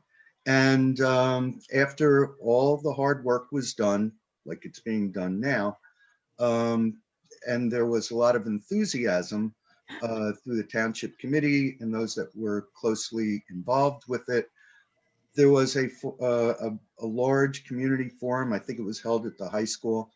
And it turned out that a lot of the enthusiasm was really a representation of a small percentage of the community, and the plan never got done. And then after several construction situations in the downtown, we got complete streets, where that process was mostly breaking up into smaller work groups, then having it presented at township committee. It never followed with a large public forum, and a large part of the community, after Complete Streets was underway and done, there was a lot of criticism that the process left them unaware. And we all know what happened. A lot of you, some of you, most of you, maybe all of you were elected onto the township committee because of the dissatisfaction with the way that was handled. Now we're looking at another plan, and I'm not doing any criticizing of the plan, mind you. Now we're at the part where we've had the pandemic. We've done practically all of this virtually. We've broken up into small groups, and now we have a recommended plan. And I really think that you run the risk of, and this is a much more grandiose plan, you run the risk of finding out, because I'm looking at the numbers on the participants that called in, put comments on the wall. Really, when you look at it, that's a very small percentage of the community. And I just feel that it may or may not be representative of what the community is going to accept, be satisfied with, and not complain about. We suffered in the downtown a lot with the public outcry from the community. And if something does come of this plan, I think due diligence should be made to make sure that the majority of the community is on board with this. As far as I would like to make a comment. I don't know if anybody's looked into this, but we did look into underground utilities. And it was when Tim Gordon was the business administrator. I remember talking to him about it. And he says, well, you know, underground utilities might look better, but it opens up a whole host of other problems, especially in an area where there's a flooding issue. So I don't know if they've,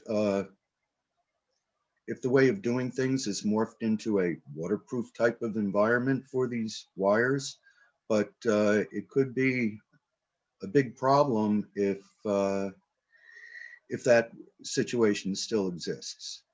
Thank you and have a good evening. Thank you, Mr. Footer.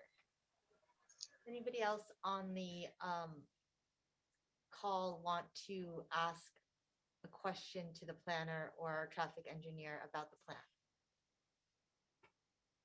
Now would be the time to raise your hand. Okay. Is there anybody in the room that has any questions for the planner or the traffic engineer? And please come to the microphone and state your name and. Yes, hi, Jean Pasternak, 342 Hobart Ave.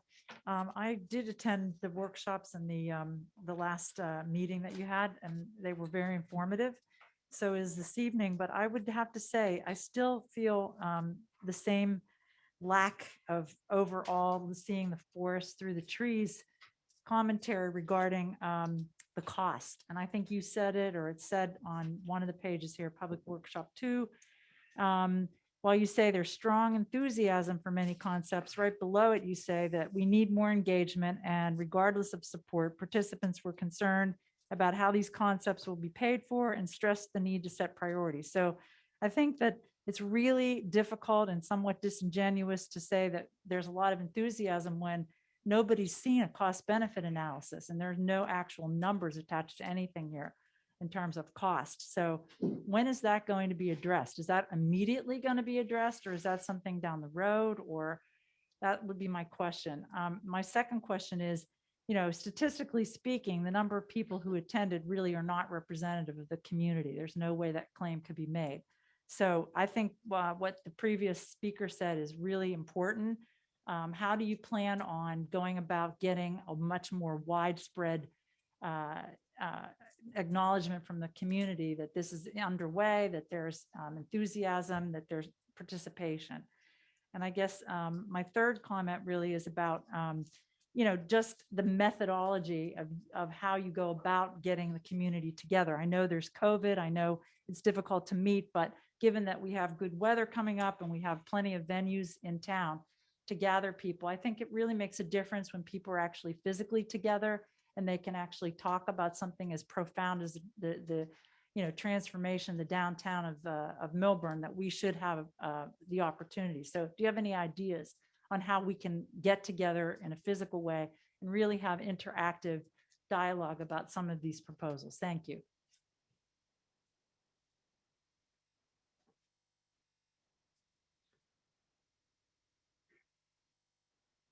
I can just speak to that this is just the beginning. We're just starting the conversation. So I leave it up to, you know, we will discuss next steps. It's on the agenda, but this is just really, you know, we're 5 months into this conversation. So be patient, please. It's a long process.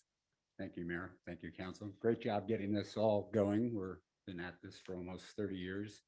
Your continuity will be the success or failure of this. I do have a Name and question. address. Carrie Heller, Millburn Courtyard, also 56 Byron Road, Short Hills. I think I do have questions. I don't think this was really for comments. There's correct? questions. I mean, Questions, yeah. but I haven't heard a question asked yet. Okay, well, So, you can ask away. Eric, are you there somewhere on the screen? Is Eric there?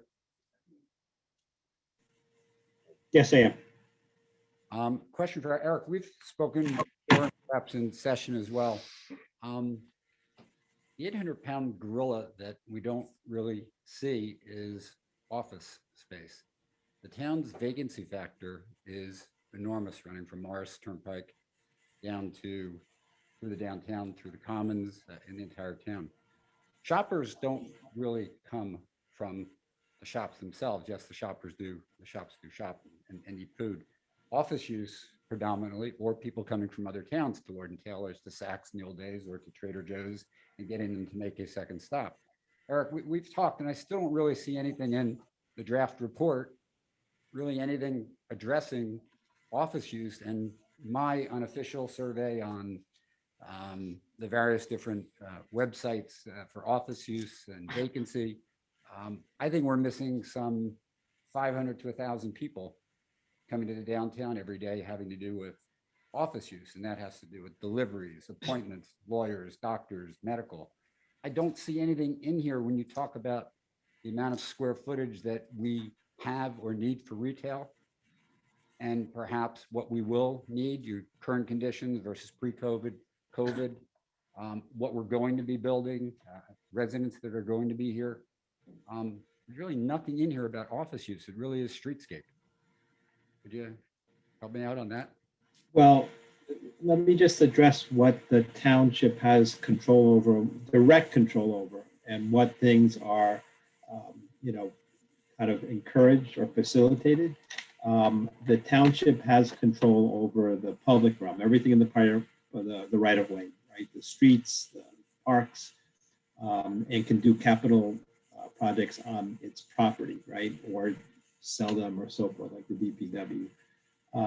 The township has control over the regulations, what's allowed, what the process is in order to obtain approval for things. And so what we are showing is possibilities with regard to land use. We are recommending a much more flexible framework, regulatory framework in the zoning in the shoulder areas, particularly because remember we had said the idea is to bring people more people downtown, whether it's to catch people from the paper mill or the parks or so forth, or further development. And so, frankly, we're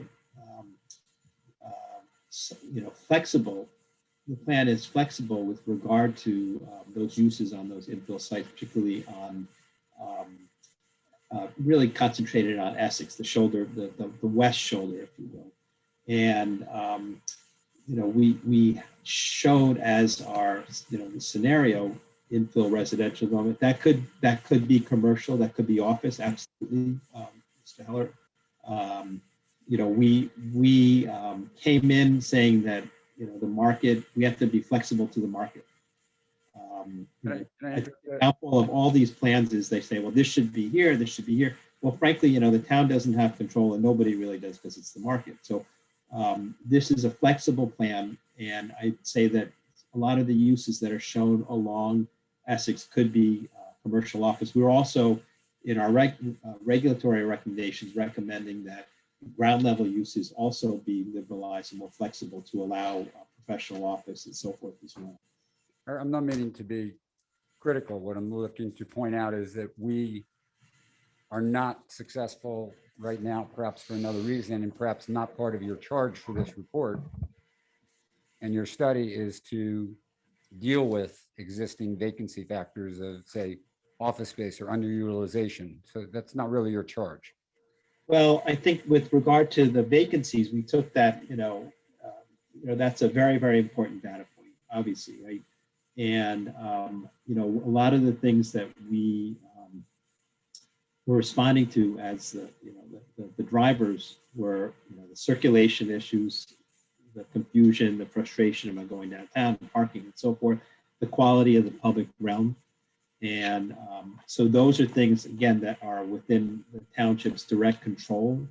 And, you know, while the township cannot dictate what goes in any piece of property, it can make the downtown environment more attractive to people who want to locate. And in our experience working all over, the first thing is to attract the worker, and second, the employers will follow. So if we make a downtown that's easier to navigate, circulate, with better amenities, then we will attract people who want to locate their businesses here. And I'm with you 100% on that. That you need the daytime population, and you need people to live. You know, we're looking at, you know, a broader mix of uses, and the offices, you know, is definitely part of the picture. I think in the one scenario that we included, I would agree. I think that we're just showing one scenario of uses that could probably be easily flip-flop.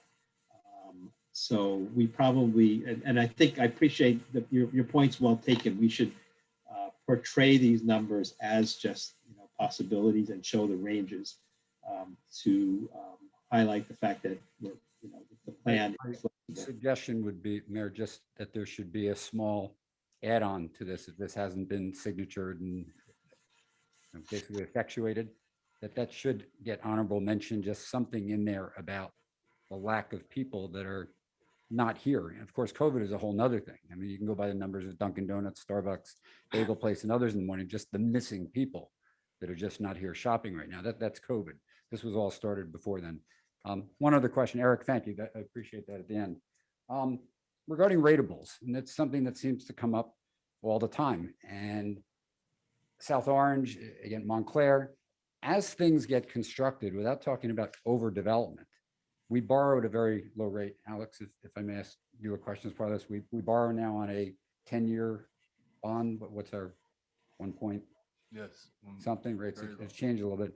Eric, would you agree that whether it's burying the utilities, for those who say that we shouldn't be spending money again after spending $6 million of taxpayer money on complete streets, there is the potential for some of these sites, as well as enhanced values of properties. I would say my property of some 24,000 feet hasn't gone up in value in 15, 20 years.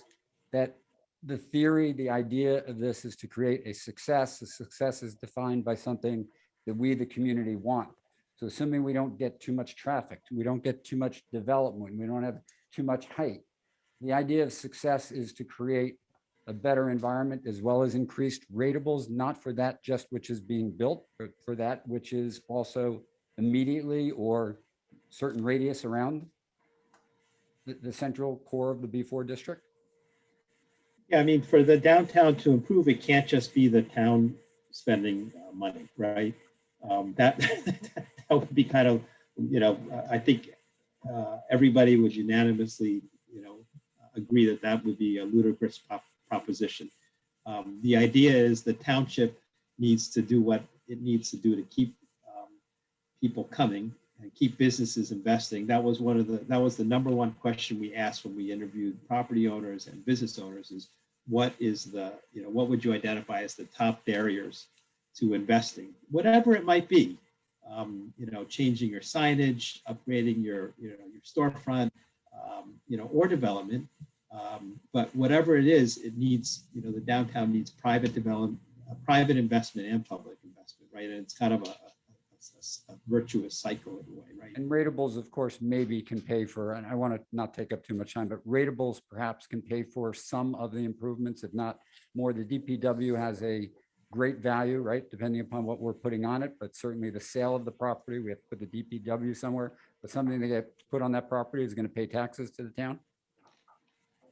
Yes, I mean, that was our last recommendation, is that the how that is done is that, you know, that's that therein lies kind of the key to the whole thing. And, you know, to strategically partner with a developer on that to make sure the township, again, is in the driver's seat, it's getting the maximum benefit.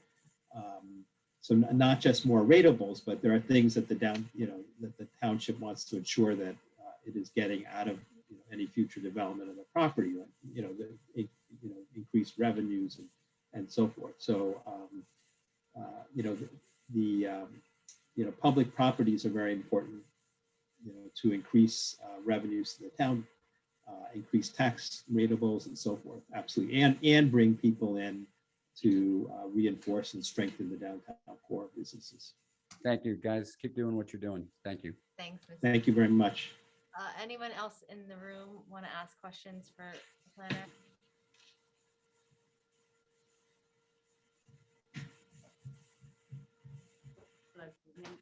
Tracy Hatch. I'm a resident and also a merchant in the town. Tracy, would you speak up for everyone? Oh, Thank sorry. you. Tracy Hatch. I'm a merchant and also a resident of the town. I have some questions. When Dan talked about the enthusiasm, etc., of the new plans, and I wondered how this plan compares to the obviously enthusiasm that they got for the complete streets, which was a complete disaster, and everybody was a little disappointed, right? And I wondered how that compares, the numbers that Planners he's can't getting. Speak to that. What was that? I mean, the planners can't speak to that. They weren't here for Complete Street. Okay, so have anybody done any comparison? What kind of comparison is? I'm looking at, okay, so how many people did they canvass for the complete streets? I mean, I wasn't, none of us were around for that. So I'm No, not but sure. it must be in the town record, no? I have no idea. Okay, so we're starting from fresh then, right? Okay, so I wondered where they got the stakeholders as a resident merchant and Tracy, have you seen the downtown visioning website? yeah, And because like everything's there. okay. And this whole process, All right. everything's there. So if you have, I think if you're like curious about the different stakeholders or like all the different public engagement, all the back studies, we worked really hard to get everything listed on that website. Okay, all right, so I'll check that. then. Awesome. Sorry. And then I just, something that I don't think is being considered is how disruptive any of these plans will be. Disruptive for merchants that already have suffered in the COVID. So I just think that should be a consideration. Got it. I think that's it. And yeah, and also some of I don't know how they're deciding on their priority other than money, but obviously I'm hoping that they'll consider what areas have the most vacancies as well. Thank you. And just so I want to reiterate just to the larger public that's listening to me speak right now that on the township website is a web page devoted to this entire process where all the public engagements, all the surveys, all the virtual map, everything, all the background information, all of that is listed there for you to check out. Okay, we have some new hands on the call. We have, so we're just going to take the hands that we see. So if you want to comment, yes, that's fine. If you want to comment, now is the time to comment. Hi, good evening. Please state your name and address. Yes, Perry Urso, 514 Milburn Avenue in Short Hills. So I just would like to ask a few questions, if I may, to the gentleman. Unfortunately, I missed part of the his presentation and tonight, but some of my questions are, who are the property owners that he's actually spoken to? I have That's in the report. I don't have that at the tip of my fingertips. I can pull that up if you'd like. We spoke to 8. Wait, excuse me, you spoke to how many? We spoke to 8. 8 property owners? Were they commercial property owners? Or so can you please just like calm I'm down? asking a question. I'm a taxpayer and I'm asking questions. Yes, we were Interrogate. focused. No, we actually. So I'm we- curious. So out of the whole spoke to entire 8. community, he spoke No. to eight No. property owners. No, we spoke to 8 downtown property owners. We spoke to scores and scores of residential property owners. Probably numbering in the hundreds through the various outreaches and neighborhood association, and so forth. Okay.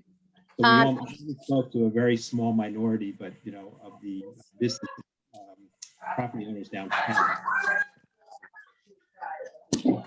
Okay. And then how did you go about actually speaking to these people? What was the your source of reaching out? Well, we, How did you contact them? due to the COVID restrictions, we conducted those online, similar to what we were doing here. And we had interviews, we documented everything, and they were typically about a half hour, and mostly getting input. Actually, all getting input. So. Okay, so as the mayor keeps stating, so would that information be available on the website under this vision plan? We haven't gathered up all the various supporting documents. We were concentrating on tonight's presentation. Right now, we're writing the report, and we will have full appendices with all of the supporting studies and so forth. Would you, in order to have this vision plan, and is there any part of your presentation have to do with the B3 district? No, Susan, do you want to address the B3? No, I don't believe so, Ms. Urso.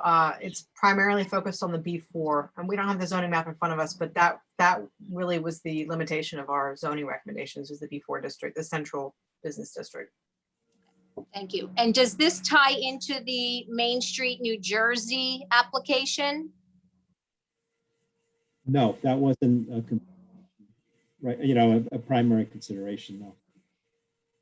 And what about the special improvement district? Is that part of this vision plan that you have? Is that incorporated? No, that our assumption is the SID. Well, let's see. Let me state that a little bit more completely. We did feel that there's a benefit to having some organization to carry out and partner with the township on the implementation as it advances. We found that was a key ingredient to success of the downtowns that are thriving. To your knowledge and your expertise or professional opinion, if you can, is a special improvement district generally focused on downtowns? Yes. Typically, yes. Okay, so going back to the presentation that we had a few, I'm going to say weeks back, but we know how quickly a month goes. And then we were put into little groups. Yeah. So we had an admin, and again, I apologize that, so obviously there's really not much focus on the B3 district. So, and I had asked a question to my admin, and I apologize to the group if I'd missed something about the B3, but clearly the B3 has been left out. But the admin did state that there's a redevelopment project from Morris Avenue, from Walgreens to the Sunoco at Short Hills Avenue. That property would primarily be responsible for revitalizing the Upper Milburn Avenue. Would you agree with that statement, sir? Oh, I haven't studied that. I can't speak to that. That was not the focus. Okay. So this is the plan tonight, and we have a few more. We have a very long agenda ahead of us, and we have 6 more hands raised. So if you can. Okay. Yeah, I'm almost done, considering Mr. Heller had 18 minutes. I'm almost done. Also, I would like to ask, as far as venue and getting the entire, to echo basically what Mr. Futter was saying, getting the entire involvement or the community involvement in property owners, commercial, residential, that it's going to, have a great effect on. Don't you think it would be advantageous for the township to provide some type of a larger venue versus, because it's much more effective having a larger venue versus doing these Zoom groups, because no one really engaged in my group. But I want the committee to know that I did reach out to the high school. I have a source that a contact that I contacted there. And they said that the auditorium and the stadium would be available to the township at no fee. Obviously, it would have to work around availability of dates. So, sir, would you have any objection of doing a presentation in a larger venue to get more of a voice and get it broader? I mean, you said that you spoke to 8 commercial property owners and merchants, but what about the rest of the property owners? So what are your thoughts on that, inviting people to a larger venue? Well, I just to address the number of people that we spoke to, we tried to reach as many as we could within the budget that we're allowed. So I'm going to defer to the mayor and the 2 chairs of the committee on additional outreach beyond this, but we were trying to be as efficient, broad-reaching as we could within the budget that we have. Now we can, obviously the number of people that we speak to is directly related to, the resources that we have to work with. So I'm completely open to do whatever it takes to help advance the plan, but it's all within the framework. Right. And okay. And please excuse me. I do appreciate all your time and efforts that you're putting into this. It's just, it's a lack of, understanding and really what's going on. But so basically you said that primarily a special improvement district is geared for downtown. So in closing, and thank everybody for your time, I'm going to ask again, the township committee rescind the SID, at least at the other districts, because there's no attention on the other. Thank you. All right. So I'm gonna just say that this is not a forum to attack the SID. We are talking about the vision plan. It is now 9:10 and we have a full business meeting ahead of us. So I see a few more hands. There will be time for public comment at the end. We have a full consent agenda to comment on. We're going to talk about removal of flex parking tonight. So with that, please, if you have specific questions about the plan to ask Eric or Maurice, then do so, and please be respectful of everybody's time tonight. Thank you.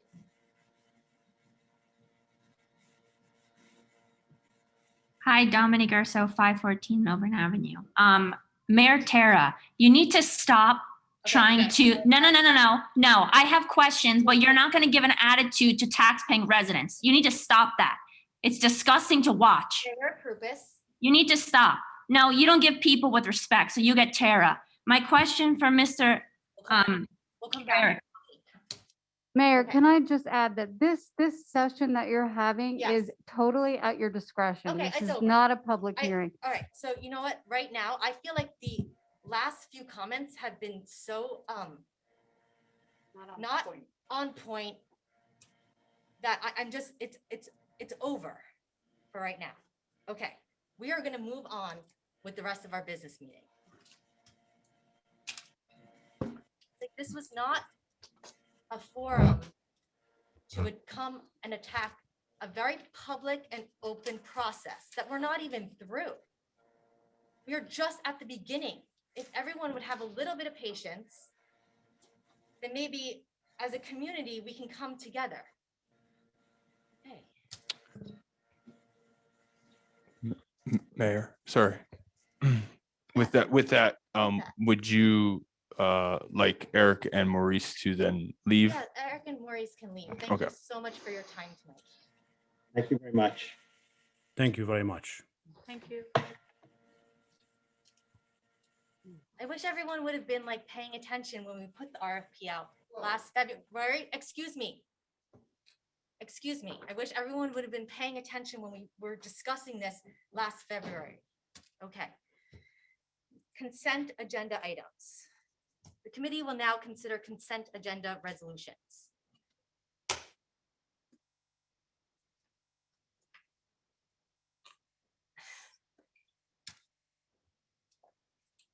So are there any questions from, or comments from the committee in regards to any of the consent agenda items?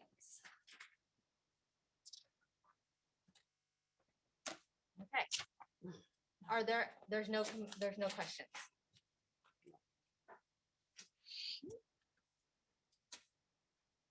Are there any members of our public that have any questions about the consent agenda items?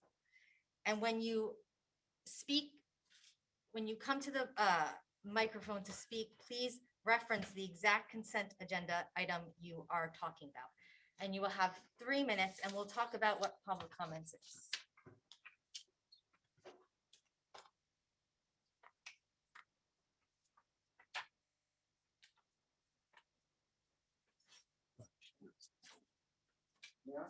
One second, you may not. Just Public comment period is a time for you to state your comments. It is not a dialogue between the public and the township committee. Our contact information is available on the township website, and you are welcome to contact us directly. When you are ready to speak, please come to the microphone and state your name and address. At 2.5 minutes, you will hear the buzzer and will have 30 seconds to wrap up your comments. When the second buzzer goes off at full 3 minutes, your allotted time is over. It is with consensus from this township committee that we'll strictly adhere to 3-minute time limit for public comments, and no person is permitted to yield his or her time to another speaker. Let's remember that we're all neighbors and that we all are here because we love our town. And let's also remember that we are acting in full transparency, and that while we welcome conversation, please do not attack us. Thank you.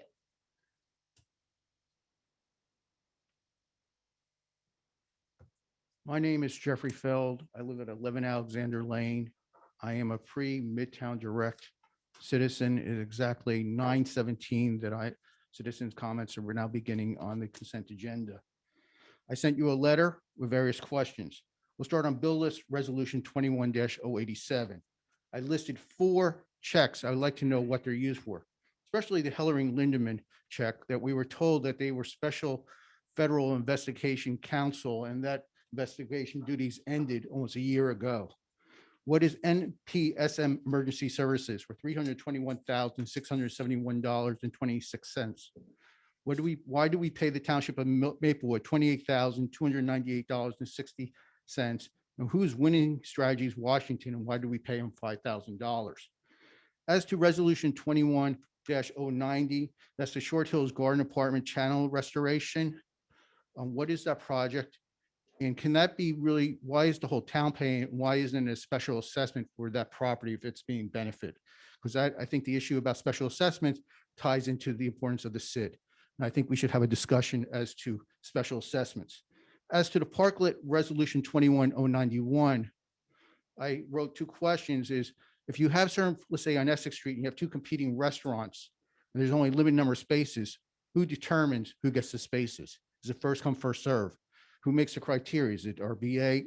I mean, I think we need to be very specific as to what criteria are using when there's only limited spaces in front of those restaurants, because there are several spaces, whether it's Essex Street or going down, I guess, I don't know, going past, where it's closed, the standard where you have the various restaurants, who gets first come, first serve. As to close executive sessions, meeting minutes, this is very important. The public needs to know. This afternoon, I received the second set of closed executive session minutes. These minutes need to be posted on a public website immediately by tomorrow. The people that live on Chatham Road need to read some of those minutes and some of the comments that were made about their allegations regarding that project. In addition, based on those minutes, it ties into the vision plan. This town considered to buy certain property on JFK. That's subject, I think, now to the litigation that came out last week where the bad faith allegations came in. There are things that are in the minutes that the public needs to see. Also, the delay. The minutes do reflect that they were approved 2 years after they were done. The public needs to see the minutes because it reflects on the vision plan. Thank you. Thank you, Mr. Feld. Is there anybody else who has any questions or any public comment about consent agenda items? resolution 21-07 through 21-095, and please identify your name, your address, and what resolution you are talking to. Yep, Jean Pasternak, 342 Hobart. I have a question on 21087. Does the township committee have the authority to carve out certain items on the bill list payments, and so that they can be approved separately or turned down separately? I think we've asked this and we don't have an answer to that question. Does the township committee also have an ability to escrow certain bill list payments? I think it would help if we could understand the budget line disclosures and groupings on the bill list. It's nice to have the bill list, but it's difficult to really understand how they all fit together. So it would be really helpful now that we do get the bill list to understand how they are grouped together. Also, when will the township committee disclose all the salary and wages paid during an interim bill list period so that we see everything? It looks like we spend X number of millions based on the bill list that's there, but it's much more than that when you include salary and wages and other payments related to employees. Could we please have those on our bill lists that are disclosed? And then who does approve and review the payment requisitions on the bills that are paid? So those are my questions on that resolution. I'd just like to also agree as far as resolution 21094 on the closed executive session meeting minutes. I think what Mr. Feld had to say is really critical. I mean, there's information in there that's really important to the public in terms of understanding what this township committee is approving, what they're discussing. And for us not to have those for years, let alone months, and not have those posted publicly for everyone to look at when those items actually directly affect votes and items that you're actually working on, I think that's really egregious. That's it. Thank you. Okay, let's go to the people on the line to speak directly to a resolution listed in the consent agenda.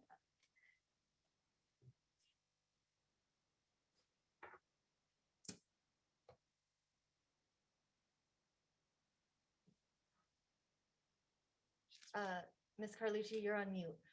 Hi, can you hear me?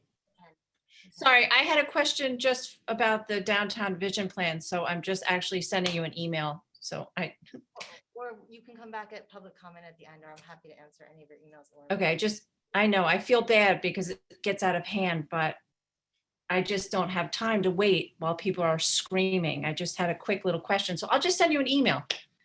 Thank you, Ms. Carlucci.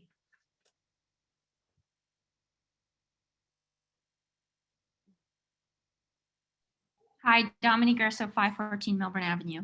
I have a few statements and questions on consent agenda items. I just want to say, if anyone feels it's screaming or this and that, it's because the township committee cuts us off and we always have to be on the defense, okay? So I have a few things to say. Yes, please stop cutting me off. And what you did to me before is despicable. I just want to say, we're tax-paying residents. You don't do that. We want to know where our money goes. Simple. It's wrong. Okay. My first thing I'd like to address is for 21-096. Is the township required to have a SID for the Main Street program? And why was the SID budget taken off the agenda tonight? I would also like to say. Otherwise, if you cannot call the meeting outline, we'll have to go to the next caller. So resolutions 21-087 through 21-095. Do you have a comment on any one of those resolutions? Okay, we'll come back to you. Would you like to bring on the next public comment on consent agenda items 21-087 through 21-095? Please identify which resolution you are commenting on. Thank you. Hi, good evening, Perry Urso. I'm calling about agenda items 21-090. I believe that you spoke, I'm not sure, earlier about the purpose of hiring and awarding Montana Construction Corp. Did you speak about that earlier in the meeting? We have not, and we will address it at the end of public comment. Okay, thank you. So I was compelled to contact Montana Construction Corp., who was being awarded $521,000. Are all the TC members aware of the purpose of the award? And I learned that this company are, what their profession is, underground water utility contractors. So my questions regarding that is, where's the location of this project? Why has this company been hired? What is the township's relationship with this property? And why is Milburn absorbing this fee? So I'll wait for those questions. Perhaps they'll be answered later. Consent agenda items 21-091, 21-093. So my questions are we covering up for the elephant in the room? Does your policy add further financial burden or hoop jumping to already suffering businesses? 3, does the policy give the establishment within the Main Street closures an advantage over the other businesses? Number 4, are the businesses within the Main Street closures also subjected to the same policies? Number 5, who provides the lighting for Main Street? And who pays for the electricity for that lighting? Number 6, will these parklets encourage patrons to filtrate our neighborhoods for the lack of parking? Number 7, has there been a traffic study performed and is it available to the public? And also the other comments are, do we have any other reports from the fire department, first aid squad, the police department for the safety and well-being of the patrons and of the community members that are just walking around. So hopefully I can get these answers to my questions. Thank you very much. Appreciate your time. Have a nice evening. Okay.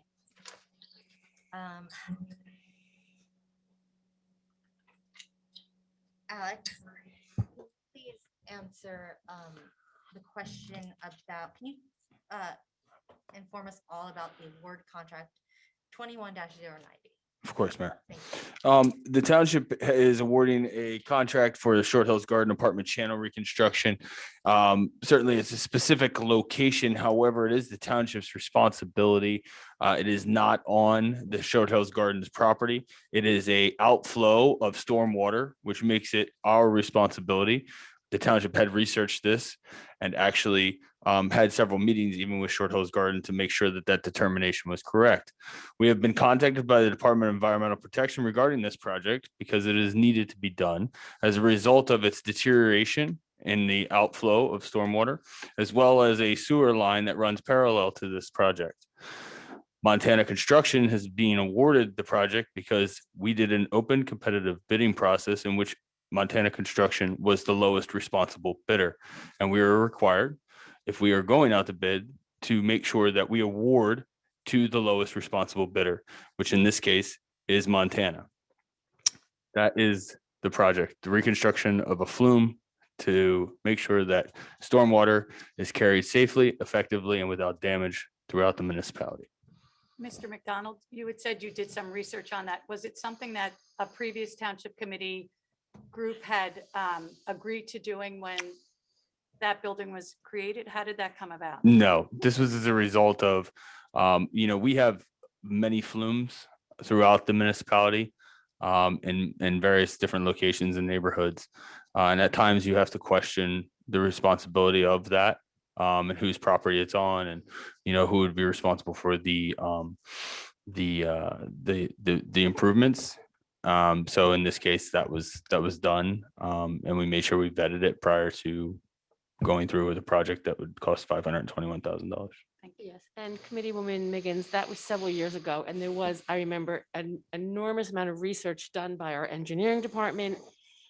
It was a huge amount of research to make sure that the township was responsible for that. And what I learned in that time that there are these underwater channels all throughout our town, especially in the Glenwood section, and some are easements, some are the property owner's responsibilities, but many are the town's responsibilities. So this is the town's. Thank you. Okay. Does anybody on the committee want to address any of the other questions or comments that were made during public comment for the consent agenda? I'll just make one comment. I think what happens, people get interested in township committee meetings in different parts of their life, what's going on, what stirs interest. So a lot of these things that we are talking about this year have been ongoing. A lot of things that happened last year had been ongoing. Some things are brand new. Some we are working on for a very long time, then they finally come to fruition and have to be repaired. So I think that, to say that this is something that happens in a moment is so not true. And, there's people who've been like Mr. Footer, who's been coming to meetings, or Mr. Heller for years and years and years, and are familiar with things we talk about. This is my 5th year here, so, I'm familiar with a lot of things at this point. But to our newcomers who we welcome, I think tonight there's 40 people, has it gone down?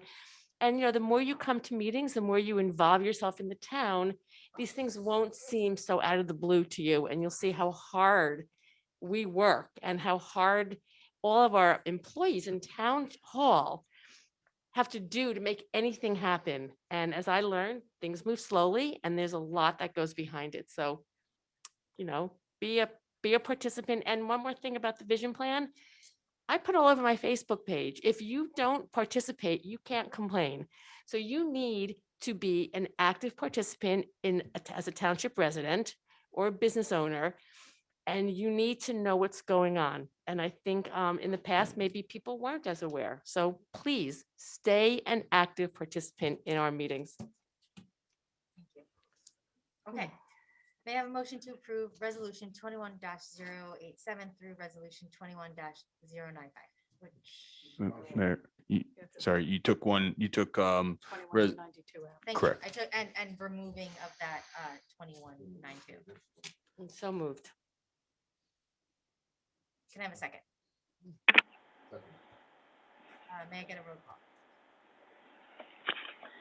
Ms. Miggins, Yes. Ms. Prupus. Yes.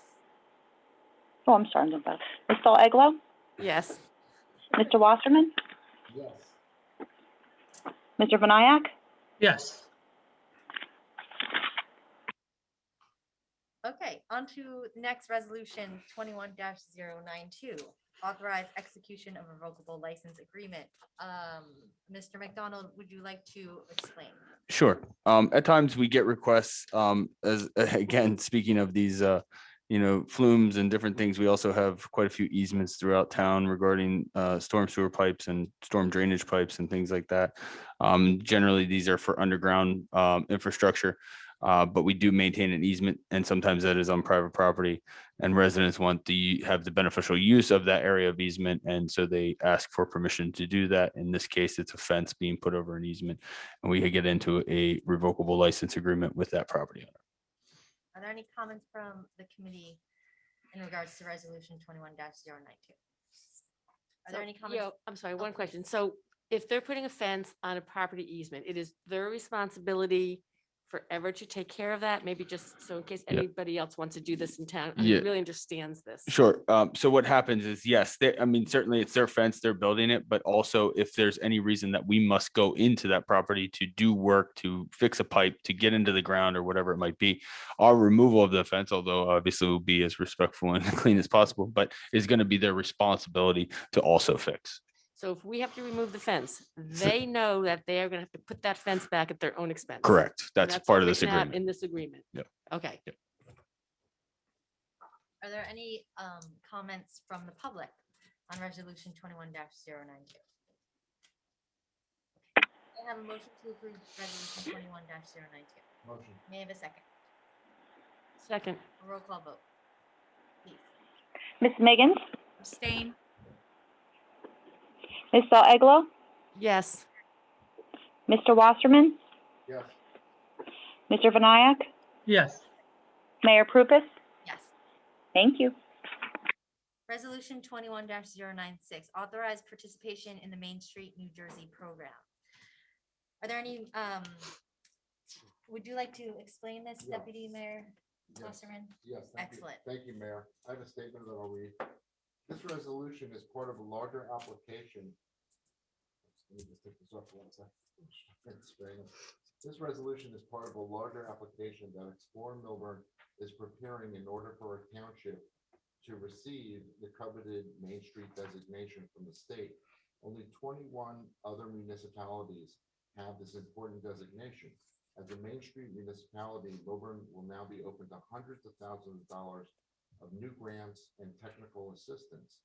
These potential grants could address critical infrastructure upgrades along with other improvements for our parks, or potentially helping us adding biking opportunities for our residents. It is a total win-win for the township if we're able to obtain this. In 2020, Main Street designated district management organizations received $3 million in CARES Act funding. So if with my math, that's an average of 142,000 for those Main Street towns. So there's a very, very big upside, to get this designation. It's a long application, and we would also receive a coordinator from the state that would help us, get grants and technical assistance. I would just also want to point out, Mayor,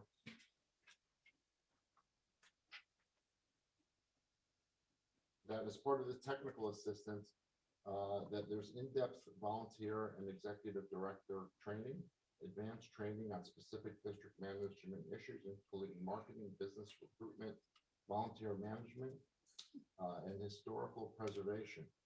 There's professional consultant visits to develop each community's strengths and plan for success, small business development services for local business owners, marketing and public relations services for local businesses and Main Street organizations, architectural design services for businesses and property owners, educational materials, including manuals, slide programs, links to local, state, and national Main Street community networks. And I just want to highlight that other Main Street townships, such as Booton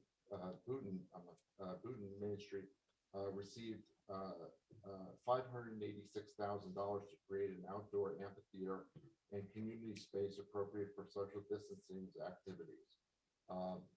Downtown Westfield Corporation received $148,000 to create an 8-part project to help businesses during the holiday shopping season.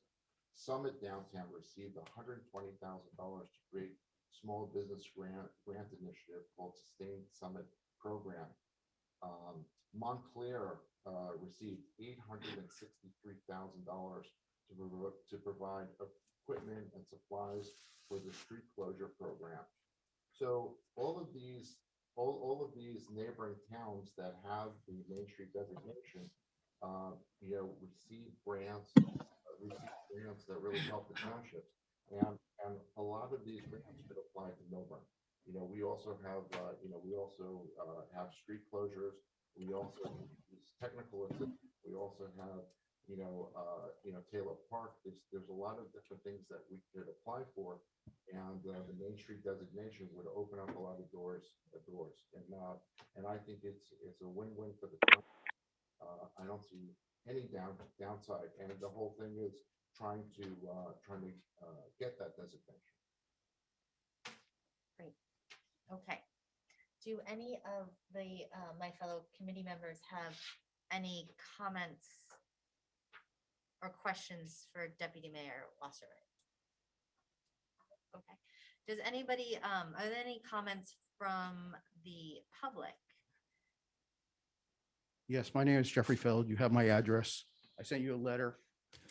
There's certain questions I have because I've been through the Main Street application process in another municipality. It is shocking and outrageous that the application was not attached, that the public can see it. Because one of the representations that you are making is that you have buy-in by the community and the business community. Typically, a SID is a prerequisite for a Main Street application. Question is, why was it excluded? How are you making the finding in your resolution that you have community buy-in? Where's the feasibility study? I know a lot about feasibility studies in Main Street, New Jersey. I know who Jeff Bueller is, and he knows who I am. What type of designation are you seeking? Partnership or full-time designation? Who's going to sign this application on behalf of Milburn to make the representations of warranties to the state under penalty of perjury? What's the geographical footprint of this Main Street, New Jersey application? Is it the core area that we heard of the vision plan? Is it the entire SID? What is it? No one knows. Maybe Mr. Wasserman knows, but he won't share it with the public. You know that the public, are you disclosing in your application the Bear Properties litigation? That there's question about the validity of the SID, and that this council has received written questions and oral questions regarding the validity and various parts of the budget that the public has never received answers to. That's really my questions. There's real issues here. I can't answer these questions because the application was not attached, but you're making representations to the state. And if I was a public official, I'd be very careful what representation and warranties you're making to the state in this environment. Thank you, Mr. Phil. Is there any other, Ms. Stone, would you like to make a public comment on resolution 21-096?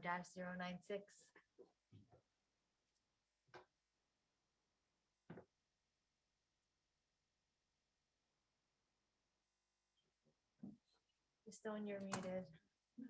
No, not muted. All right, we will come. Ms. Urso has her name up, so we'll come back to you, Ms. Stone.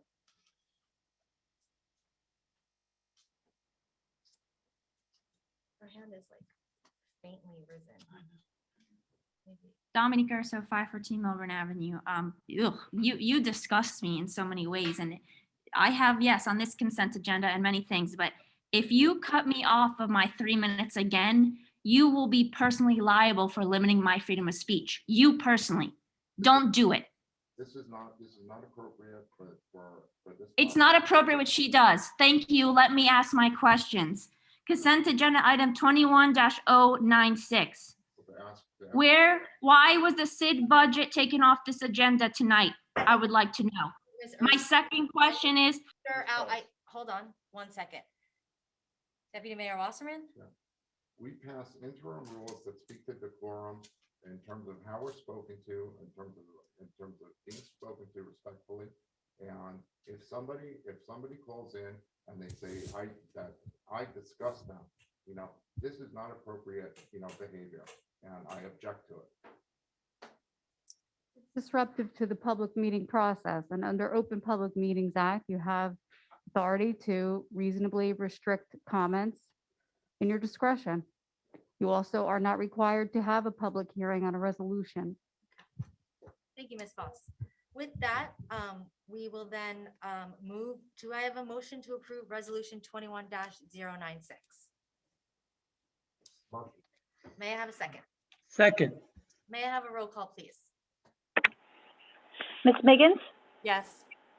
Ms. Eglo, Yes. Mr. Wasserman, Mr. Vinayak, Yes. Mayor Prupus. Yes. Thank you. Thank you. Okay. Ordinance number 25-7D-21, ordinance amending chapter 7 traffic of the revised general ordinances of the Township of Milburn. So the proposed amendment to chapter 7 traffic code of Milburn's general ordinances is to establish rules, regulations, and fees with regard to a new residential shopper parking permit. This permit would be made available to Millburn Township residents to provide enhanced convenience to patronizing any of the township's business districts where a fee may be charged for on-street or lot parking. This permit will also incentivize residents to shop local and support township businesses. By purchasing an annual residential shopping parking permit, holders will be permitted to park in designated shopper spaces for the allotted time without paying by meter or pay station. Time limits will still be enforced under this permit. Rules for use will be established by ordinance to avoid use by businesses or any abuse of the program that would detract from its goals and purposes. Right, so I'm super excited about the resident shopper parking permit. Committee Woman Miggins, you sit on the parking committee with me ad hoc. Do you want to say anything about it? I do. I love the idea. I don't know, most people may know this or don't know this, but every time you use the machines, it's 50 cents for an hour, 50 cents for half an hour. The company's keeping 25 cents. So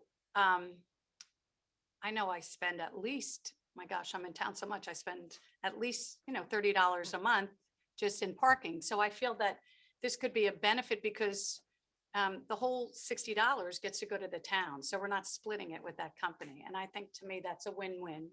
And I can't tell you how many times I've put, because we have a few cars and I'll go to pay and I put the wrong license in. I don't think to move to the next license if I don't have it saved. So, and some people don't remember their license plate number. So I think it's a win-win for the whole town. And I think it's a win-win for our residents, less tickets to worry about. Right, it's exciting. Alex, do you have anything that you want to speak to? No, just that these will be available on April 1st. We're prorating the purchase of the permit, assuming the passing of the resolution. And also we are looking to have these available to be filled out online and submitted online. One thing, Mr. McDonald, when the people are purchasing them, where are they to place them in their cars? So they are going to place them in the back windshield or the back driver side window. We have a little diagram on the application as well as a miniature car in the tax collector's office that displays where it's It'll- supposed to go. So they'll know where to put it. Correct. Thank you. Mayor, can I also say this would be a really big positive for the township. It's also a huge positive for our merchants. And we have to just continue to lower these barriers to our residents and to our businesses.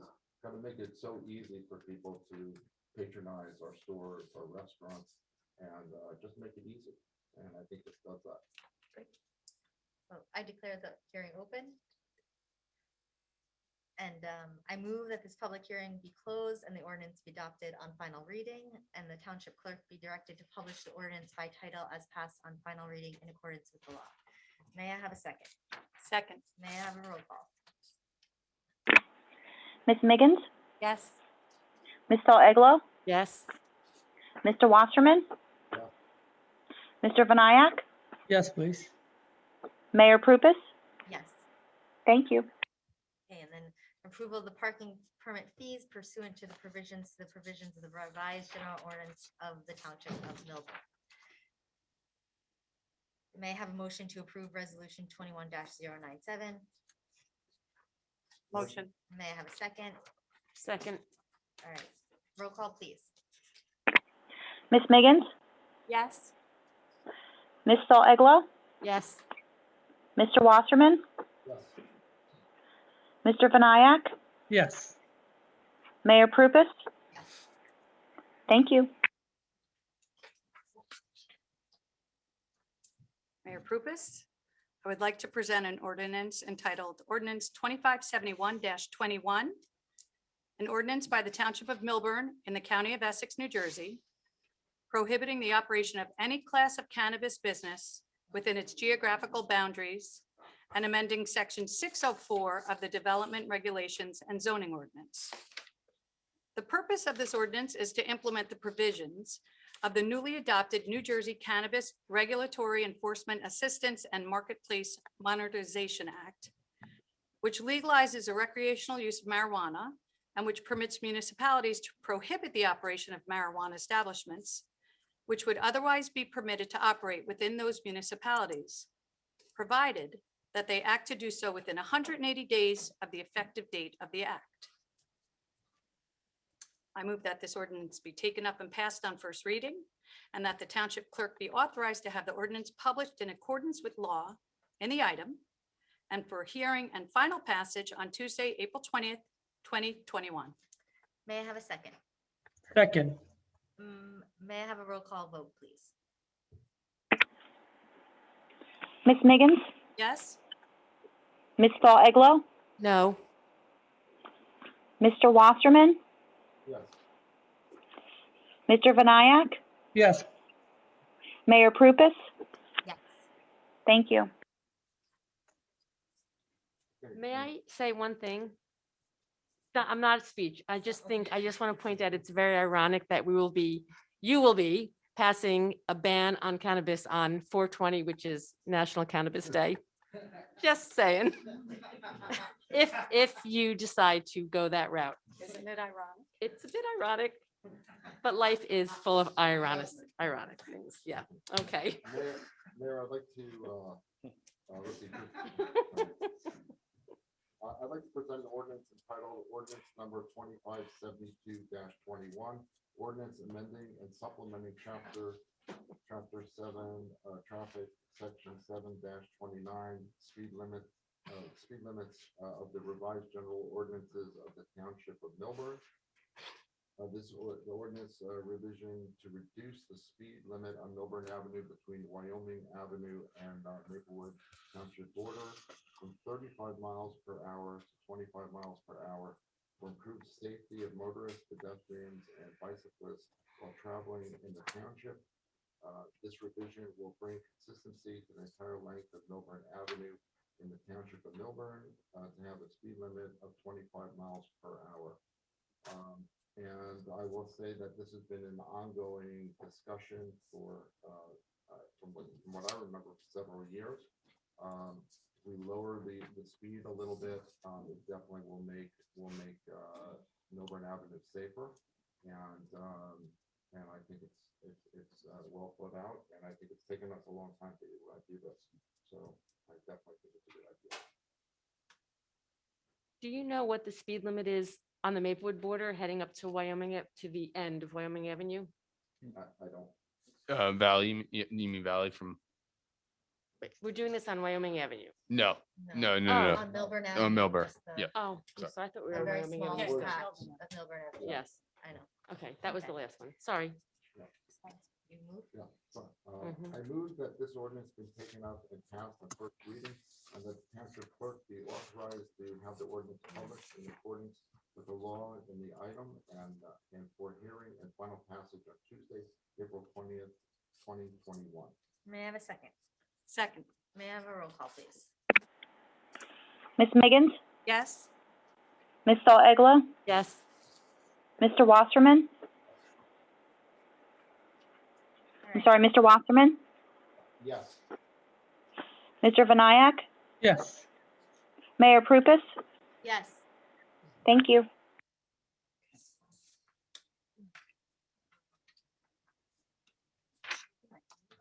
Yeah. All right. We are now on to old business, and we are going to, the committee's going to discuss the downtown vision plan and the next steps. So, and I had, alluded earlier in the meeting that this is really just at the beginning of this process. So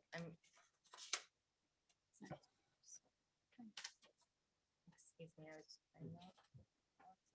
Do you have mine? Okay. I did. I took like a ton of notes, and it's all right. I have it all in my head somewhere. Anyway, so here we go. My papers. Okay. So it seems like we did the vision plan, and there are were some recommendations, and all of them need further discussions, further committees, further processes, further public engagement, in which hopefully the COVID restrictions will relax. We'll be able to meet in person, outdoor. We'll look at the different venues in town. We'll talk about it many, many times. We'll continue to do an incredible job, I think, at really engaging, communicating. And if anybody feels like they have recommendations on how we could better communicate and get people to participate, please let me know, because we've all been trying. So if you have them, send me an email. I'm so happy to hear your ideas, and we will continue talking. But so that, 4 things were presented tonight: the Taylor Park entrance and gateway, two-way circulation, the DPW redevelopment area, perhaps relocation of parts of it. Just, it needs a further feasibility study and strategy study, and then all the policy planning and marketing recommendations and the business advocacy and the zoning. So, you know, there are 5 of us up here, and I was thinking that everybody could kind of take a piece of it, and I'll weave through it with you. But so Taylor Park entrance gateway committee woman Eglo, would you be willing to kind of steer that process Yes, along? thank you. Mhm. Amazing, thank you. Two-way circulation in the downtown. Committeeman Vinyayak, would you be willing to kind of take that and move that along? Sure, Mayor. Amazing, thank you. Committeewoman Miggins, the DPW site, would you be willing to take that and move that along? It would be my pleasure. Amazing. And Deputy Mayor Wasserman, you are already doing so much work with all of the policy planning, marketing recommendations. You are well on your way, so you'll continue that. Yes, Mayor, that would be great. Amazing, and I will weave through with all of you, and you know, again, this is the beginning of the conversation, so pay attention, and we will keep communicating out as much information as we possibly can. And next, removal of flex parking. All right. So this, you know, this has been an ongoing conversation since flex parking was put in the fall of 2016. And it has come up a few times, and it's coming up again tonight to have a discussion about it first at the committee. I'm sure public comments will be made as well. And so I know that I think that flex parking should be removed. I think that there's ways that we can do it, the ways we can plan for it and communicate it and manage it so that it's not a big disruption. I lived through it. I have a business right there, so I'm fully aware of kind of all sides of this issue. So I wanted to bring it up, see how you're all feeling about it. Not necessarily, we don't need to make any determinations or decisions tonight, but I think it's important for us to start this conversation, because the way I see it, there's really only one time to do it, and it's in August, and it's at night. And if we are going to do it then, and if we're going to do it during 2021, then we need to start that planning now, because we need to put it out for RFP, and there's a full planning. So, and you know, and if it happens that, you know, let's just kind of see where everybody's at and public comment. And again, we're not making a decision about it tonight. Do any of my fellow committee members want to say anything about the removal of flex parking? Well, we had done a lot of work on that a couple of years ago. We have most of the preliminary work available. We know how to back it out, to have it done, to start on a certain date with very careful planning and a lot of communication with our merchants on the street. I think it is an absolute necessity. Does anyone else want to say anything about this? Yes, I will tell you, I ran on this, and you know, I felt very strongly that it was a mistake. I dented my own car at different points, you know, on the flex parking. I think, you know, when we talk about lowering barriers for people coming into the township and parking and getting in and out, this is not part of that. You know, this really is hard for people, especially older people, to park on it. People with SUVs, it's just not an easy thing to do. But I will echo Committeewoman Egla. The devil is in the details, and it has to be done with precision. It has to be done carefully. It has to be done with the business community. There's, you know, no matter how much you try, there's going to be some pain in terms of, you know, traffic or whatever. So we have to really work hard and be extremely careful. And so with that caveat, I'd be really supportive of doing it, but there has to be hands on the ground, somebody supervising it, and somebody on the other end of the phone to take the call. I also have had many complaints from people. When are you going to fix that downtown and that parking? I do hear it a lot. Those spots, and they are hard. I'll drive around rather than have to park up on them. But I agree. I think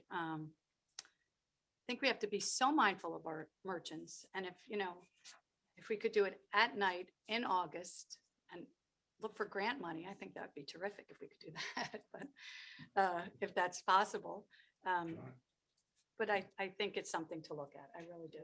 I think town hall has so much of preliminary work that we did, Alex, a couple of years ago. It's probably so close to be able to back out the timeline and the communication, key.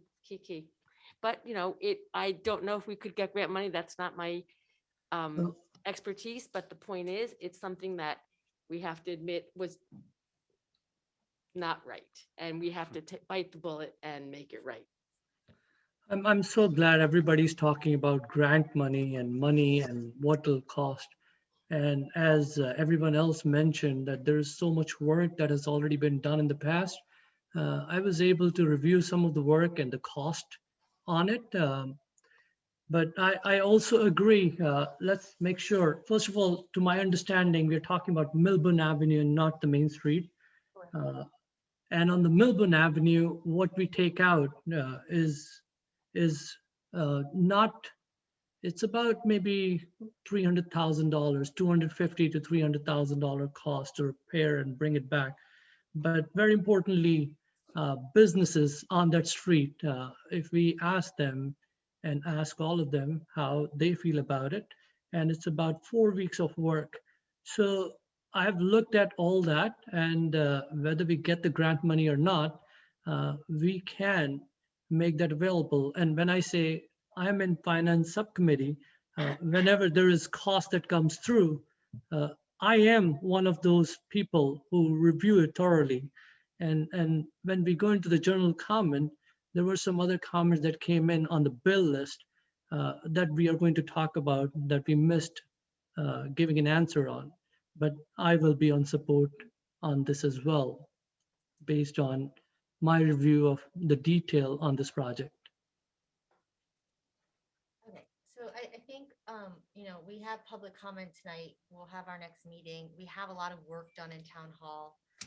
Maybe we can start with a timeline just so that we know if it's even possible, and then we'll just continue the conversation. And please feel free to email me, email any one of us. I have office hours on Thursdays by Zoom or phone 9 to 11. So, we'll continue this conversation. An update on the business advocacy zoning regulations. Mr. McDonald, are you going to give us an update? Yes.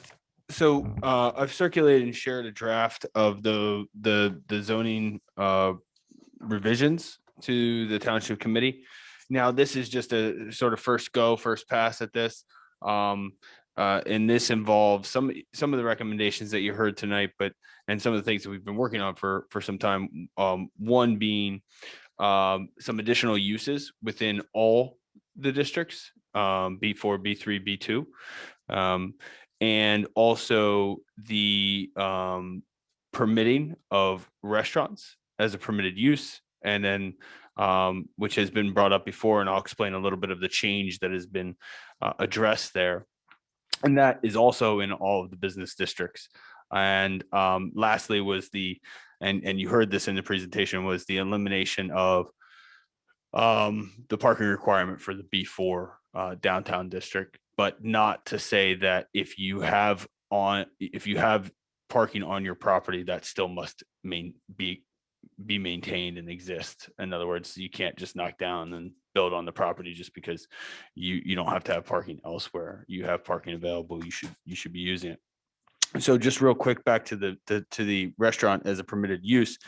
One of the things that came up the last time that we attempted this ordinance was concerns that there would be no protection for the residents that do live in and around these neighborhood business zones to have the protection of a land use board that would be reviewing an application. This addresses that, in that it does not eliminate the 125 foot. And it does establish some additional conditions or supplementary conditions to those to that business district. In particular, B3 is one of concern, which because it includes Chatham Road, it includes Upper Milburn Avenue, which borders Meadowbrook, as well as a small portion of Morris Turnpike is a B3 zone, which still borders Meadowbrook.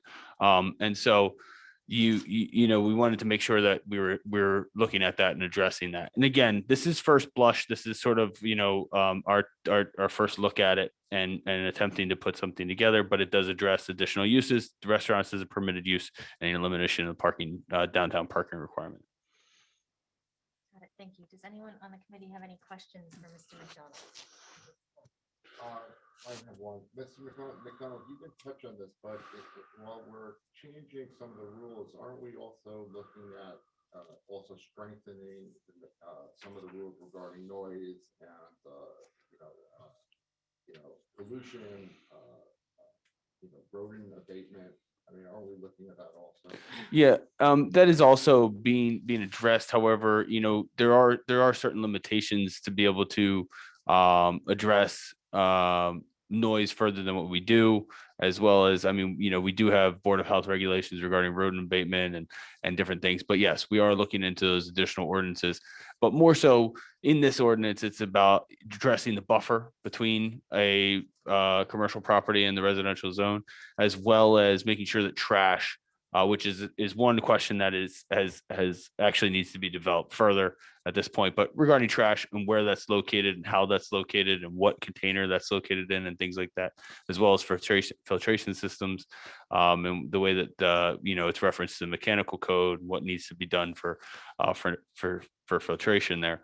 One of the other things that was brought up is in the and so I've also already kind of made a first look at this and some things that were included in this, which was to allow brew pubs in the B4.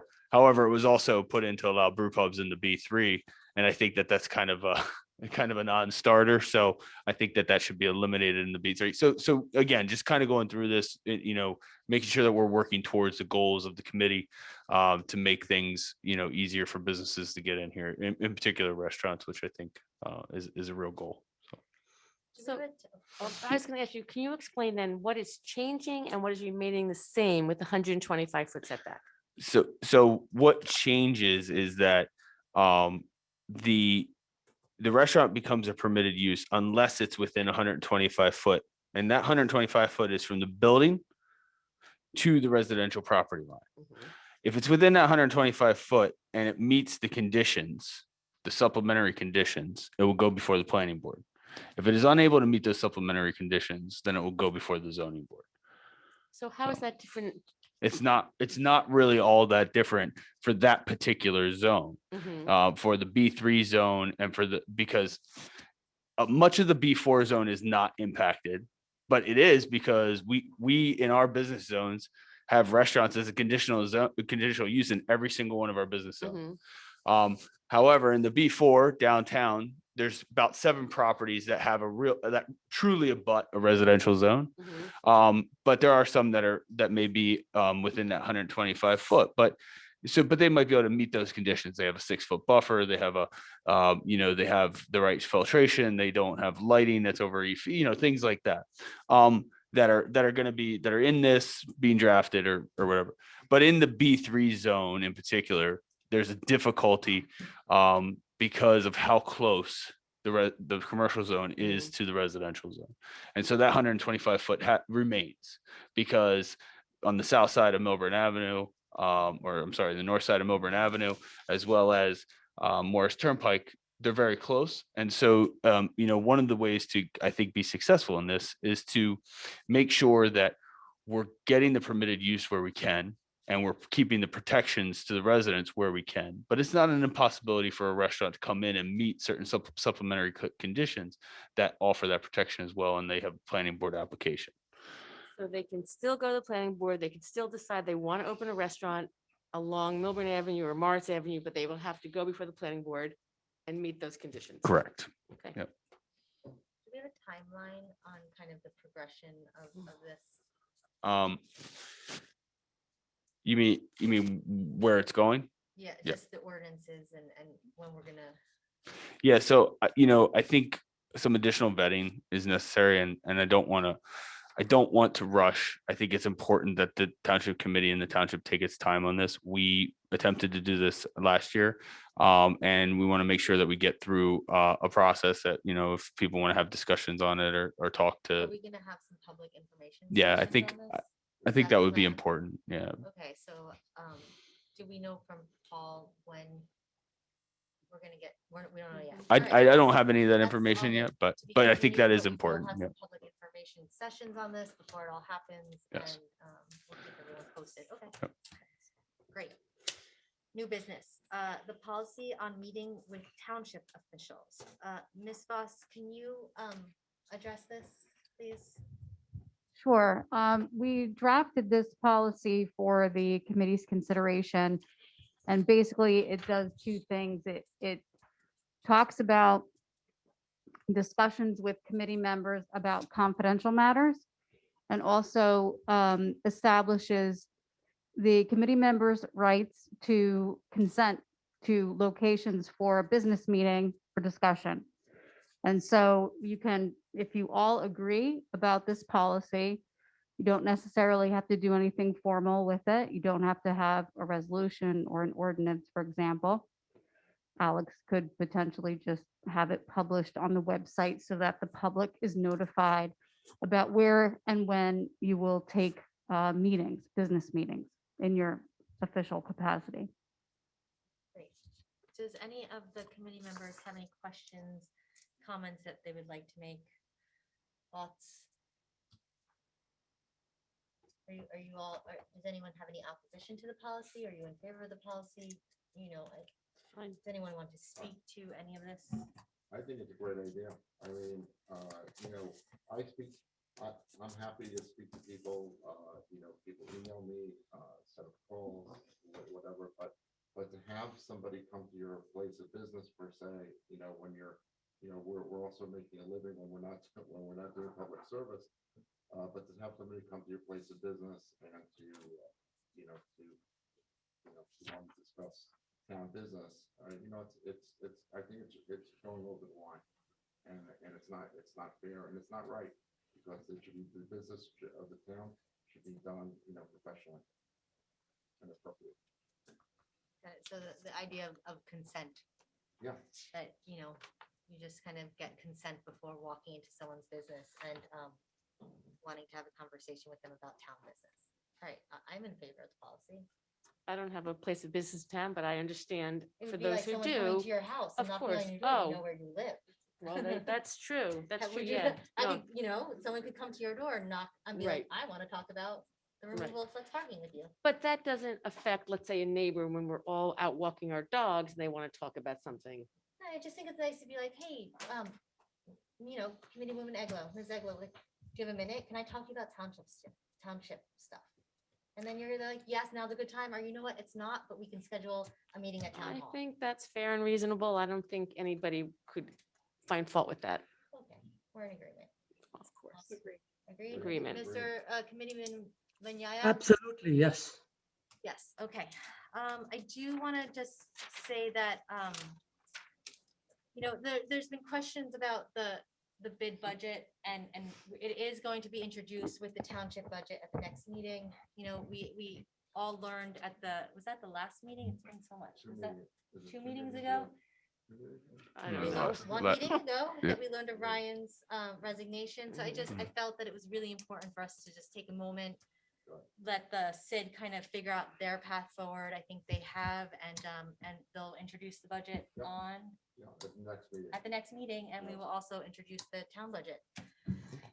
Yes. Mayor, sorry, if you would, I failed to report on one thing, and I know it's not my part of the meeting or new business, but I just wanted to congratulate Jesse Molman.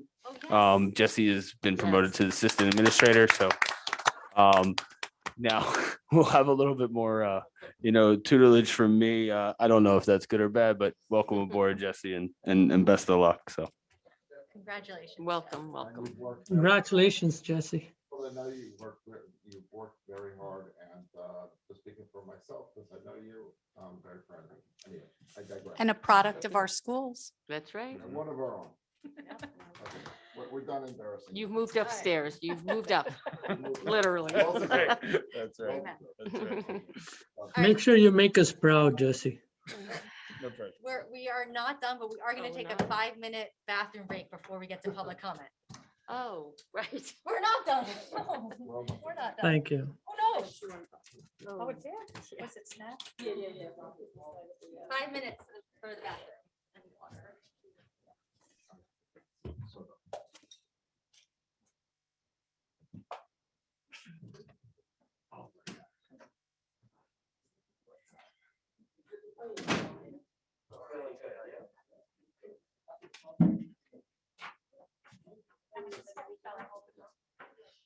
I'm supposed to hold the door. Good luck, man.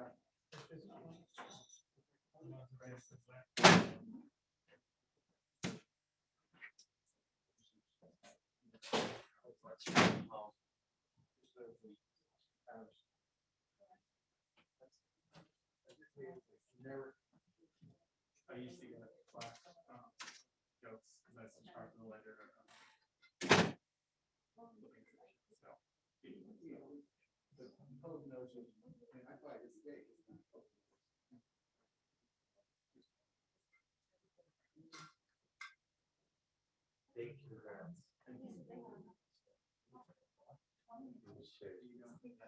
Doing good. I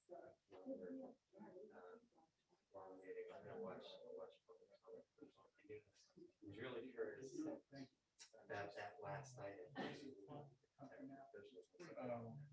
why I stayed.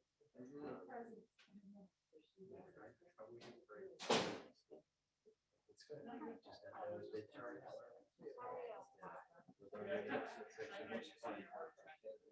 lot of people go, a lot of my friends have COVID and they're locked down. So I had to be there.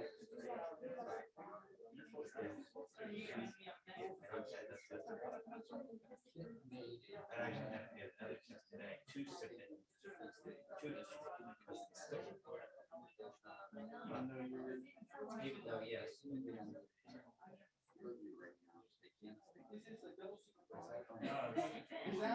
Yeah, well,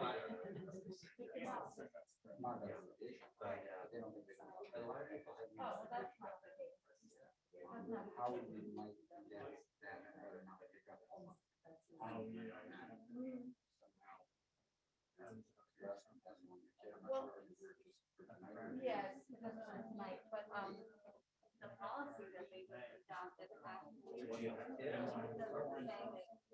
doesn't say anything about what you're suggesting. It's talking about matters of confidentiality and not banning conversations with people and people generally just subjects. So I'll talk to you about it and we can have a conversation.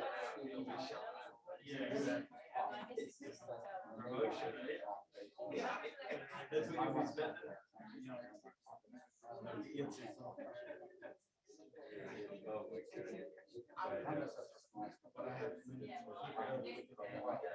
That's my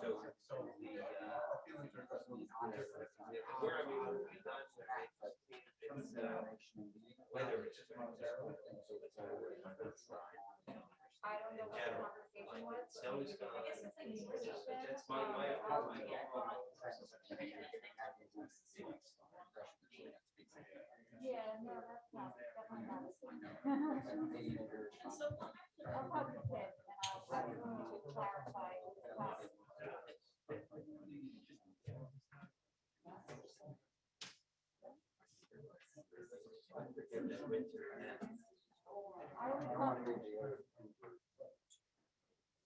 I will ask him to clarify.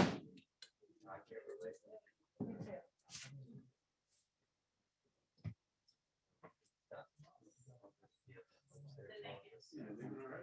I was gonna watch the comment from home. You know, I'll stay. Gonna watch for a while. Yeah, go home, man.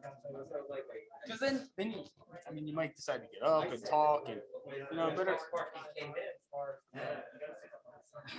We'll be I thought done you- public comment by the time you get home. Jamie, I thought you'd be really excited about the polls. I am so excited. Did you see my smile? We gotta get Robert Tillotson on the phone. Oh, jeez. Well, I don't know I don't know the relevance. Well, because I'd asked him. Yeah, well, I remember you asking, But yeah. the thing is, I was walking by Millburn Skater, right where their outside tables. Yeah. Because there's two of them right there. And, to get up to, get a second level of skating. And you just can't. Can't move. You have to walk into the street. Yeah. Literally. I'm really pumped up the meeting to it. Yeah. Right. We're trying. That's yeah, we want to move the stuff to this pole. Government moves slowly. Yeah. Them darn polls, right? Right. Crazy. Okay, and we're back. We're back to go for public comments. So, public comment period is a time for you to state your comments. It is not a dialogue between the public and the township committee. Our contact information is available on the township website, and you're welcome to contact us directly through email. When you are ready to speak, please come to the microphone and state your name and address. At 2.5 minutes, you will hear the buzzer and we'll have 30 seconds to wrap up your comments. When the second buzzer goes off at the full 3 minutes, your allotted time is over. It is with consensus from this township committee that we will strictly adhere to the 3-minute time limit for public comments. No person is permitted to yield his or her time to another speaker. If a member of the public disrupts the meeting by speaking beyond his or her 3-minute allotted time for public comment or making disparaging remarks towards anybody on the committee, anybody in our community, I will advise you with a warning that you're disrupting the meeting. If you continue to disrupt the meeting, I will state that you are disrupting the meeting and preventing the business meeting from proceeding.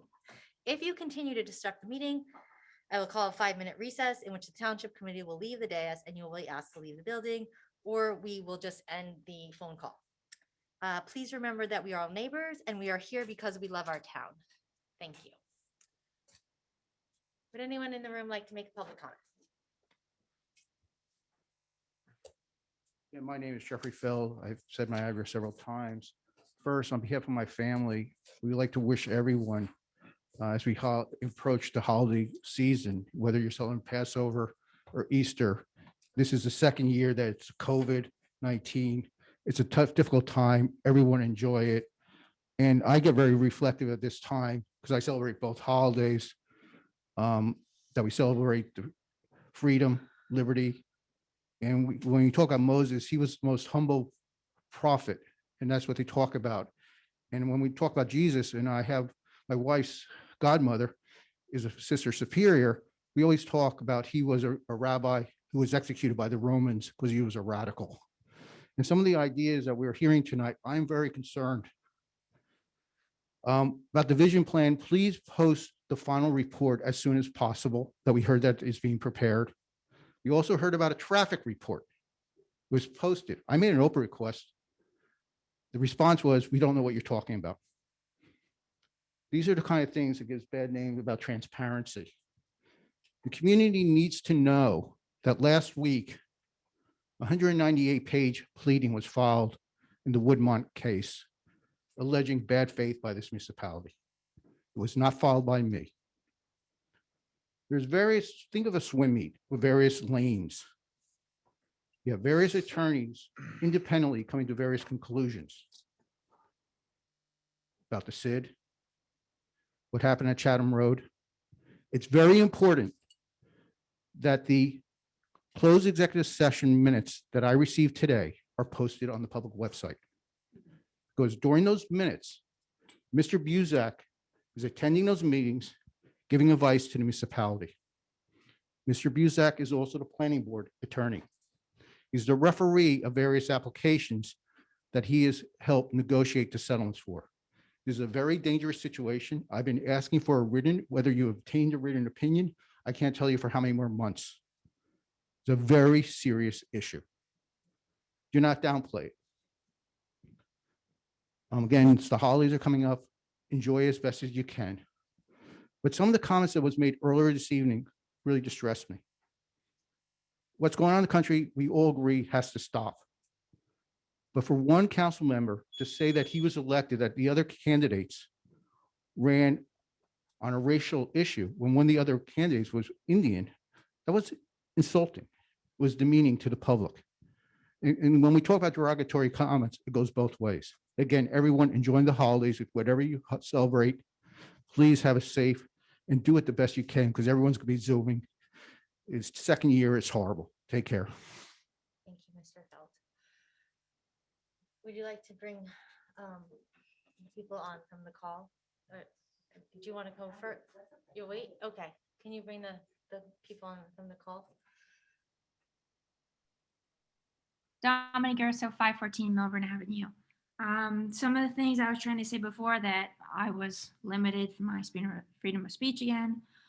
I would like to make a statement regarding the 24-hour parking permits fees and how in December of 2019, in particular, from my memory, it had a 100% increase. For people that have buildings and residential tenants, commercial tenants, it's a deterrent for the tenant then to see the astronomical amount that the 24-hour parking permit fees are. It's like a ridiculous amount of money that it costs. And I just would like to connect and hope that this is taken into consideration to please lower the fees because they are ridiculously high.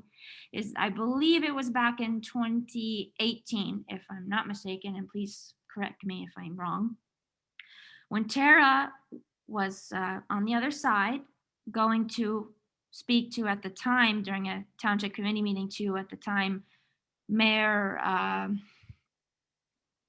Burstein, talking about same thing, parking permits, and how even she felt that a quarterly payment or fee was even too much money or very expensive for people, and that's very understandable, that you requested for a month-to-month type of payment plan.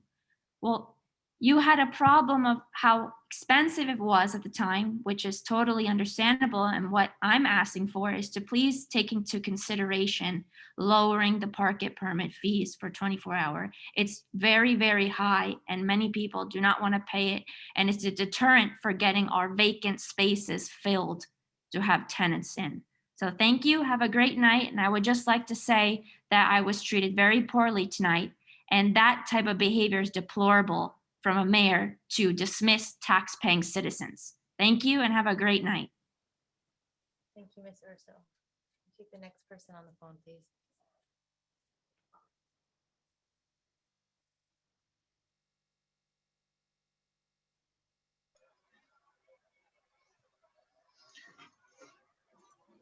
Hello. Hi, it's Richard Footer, 333 Milburn Avenue. Before I make my comment, I just want to say that Mr. Wasserman, it's almost impossible to hear you. If either your mic is off or you're... I fixed it. You're right. Sorry. Oh, sneaky. Okay. In regards to the flex parking, that's a really rough decision you've got to make there. I don't know if I could make it. I didn't like the flex parking when I saw it on paper. I didn't like the flex parking when it was going in. And after it went in, I had an immense dislike for it. It took forever to put in, not because of the flex parking bricks that they've used, but there was, they had to extend the drainage storm sewers out. I don't know how you're going to handle that. So I don't think it's as easy as just removing the pavers and just filling it in with blacktop, unless you leave these storm sewer grids out, in the street. So you need, I know that you've done a lot of work, but maybe you should take a closer look at that. My heart goes out to those businesses. I don't think I could make a decision to put them through that again. But that's your decision, and I appreciate it. It's a difficult one. As far as the parking circulation plan goes, I just want to make a comment that I served on Milburn's Parking and Traffic Committee for close to 30 years. And from time to time, we did look at restoring two-way traffic. And each time the county came back and said that they would allow it, but it probably would mean parking being taken off of at least one side of Milburn Avenue. Maybe in some spots, both sides. So I think before you make a decision, you should take a look at that. I didn't see anything in the vision plan about increasing the stock of parking. I saw more managing the existing supply. So you might want to take a look at that because that could be a deal breaker on that. That's about all I've got to say, and thank you very much. Thank you, Mr. Butter. Next person on the phone, please.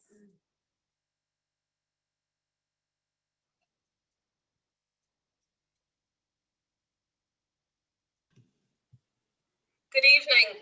I also was going to mention that I missed most of what Mr. Wasserman said this evening. I'm sorry, especially about the Main Street issue. I just couldn't hear you. A clarification, please. Could you tell me who the speaker was earlier tonight who spoke about the remediation of the groundwater? I didn't catch a name. That's our attorney, Ms. Voss. Oh, okay. And then lastly, I think this is for Mr. McDonald. The county executive identified some high traffic intersections in the county that he received grant money for to do some work. And one of them is the corner of Milburn and Vauxhall. I wondered if there was any timeline yet for work to be done there. And my second question in general about money is whether or not our township share of the rescue plan will be identified in our budget plans. Thank you. Thank you. And Ms. Sherman, can you just identify yourself? Oh, I'm sorry. Sarah Sherman, 42 Greenwood Drive. Thank you. Okay, we will come back. So just keep going down the list.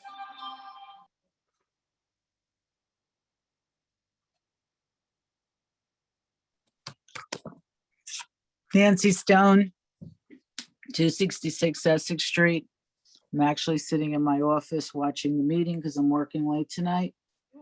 Just really disappointed with the people that don't necessarily convey their mindset because they're frustrated. And in that frustration, you were also in that position many years ago, Tara, when you were fighting the same causes that many of us have taken our time and our evenings for. It's very, very disheartening. And especially when someone is a property owner and a young woman who is giving her time as well. So with that said, I was very pro the Complete Streets project. I still think that it was definitely something in the right direction. I'm very pro development, very pro anything being better than what it could be. With that said, I'm adamantly opposed to this SID, the way it was constructed, the way it was, the whole way it was put forward, the way that this Ryan Gleason was hired. I think Richard did, unfortunately, not a good job, and it was reflective in the fact that he resigned after less than a month. Jackie also, I don't know how we can really trust these people to hire another executive director when clearly their choices were not so good. As far as the Main Street, this was something that was brought up years ago, was fought down many, many times. Don't understand why it needs to be done. These grants, you know, you become like public servants. It was similar to the parking garage. If we accepted state or county money, then the transit authority would have had a jurisdiction as to who could park there. Anybody could park there, and we really protected it for the Milburn Short Hills residents. I mean, this looks like Complete Streets, this vision. project looks like Complete Streets 2.0 on steroids, which everybody was critical of. You know, if we can organize events pretty quickly in Taylor Park, which are commendable to do, then I don't understand why we can't organize an event in the high school or certainly in the stadium outdoors. The warm weather's coming and you really need to get more public buy-in because Tara, like you said, before you opened your business, there was a jackhammer that appeared and you were like in shock. Like, how did this happen? How did I not know about it? Well, if you would have done your due diligence, you would have known about it. And quite frankly, a lot of people are. Thank you. On to the next, please. Thank you, Mr. Rowland.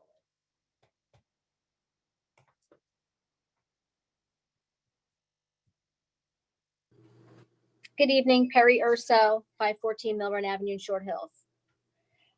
Just a couple things. I'd like to circle back to the March 2021 meeting. I brought up franchise fees.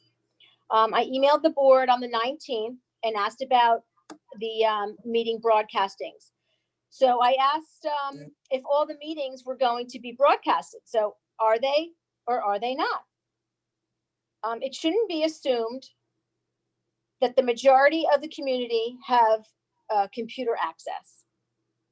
I would also point out that it is clear that Committeewoman Miggins was more concerned about who was the mayor at the time than understanding franchise fees. I believe at the time it was Mayor Eglo was looking to save the township money. And Mr. McDonald failed to inform her of the franchise fees and where they came from. And the township is not actually using township's money. Mayor Prupus, you should request that Committeewoman Miggins owes Committeewoman now Eglo an apology for her trying to discredit her intentions.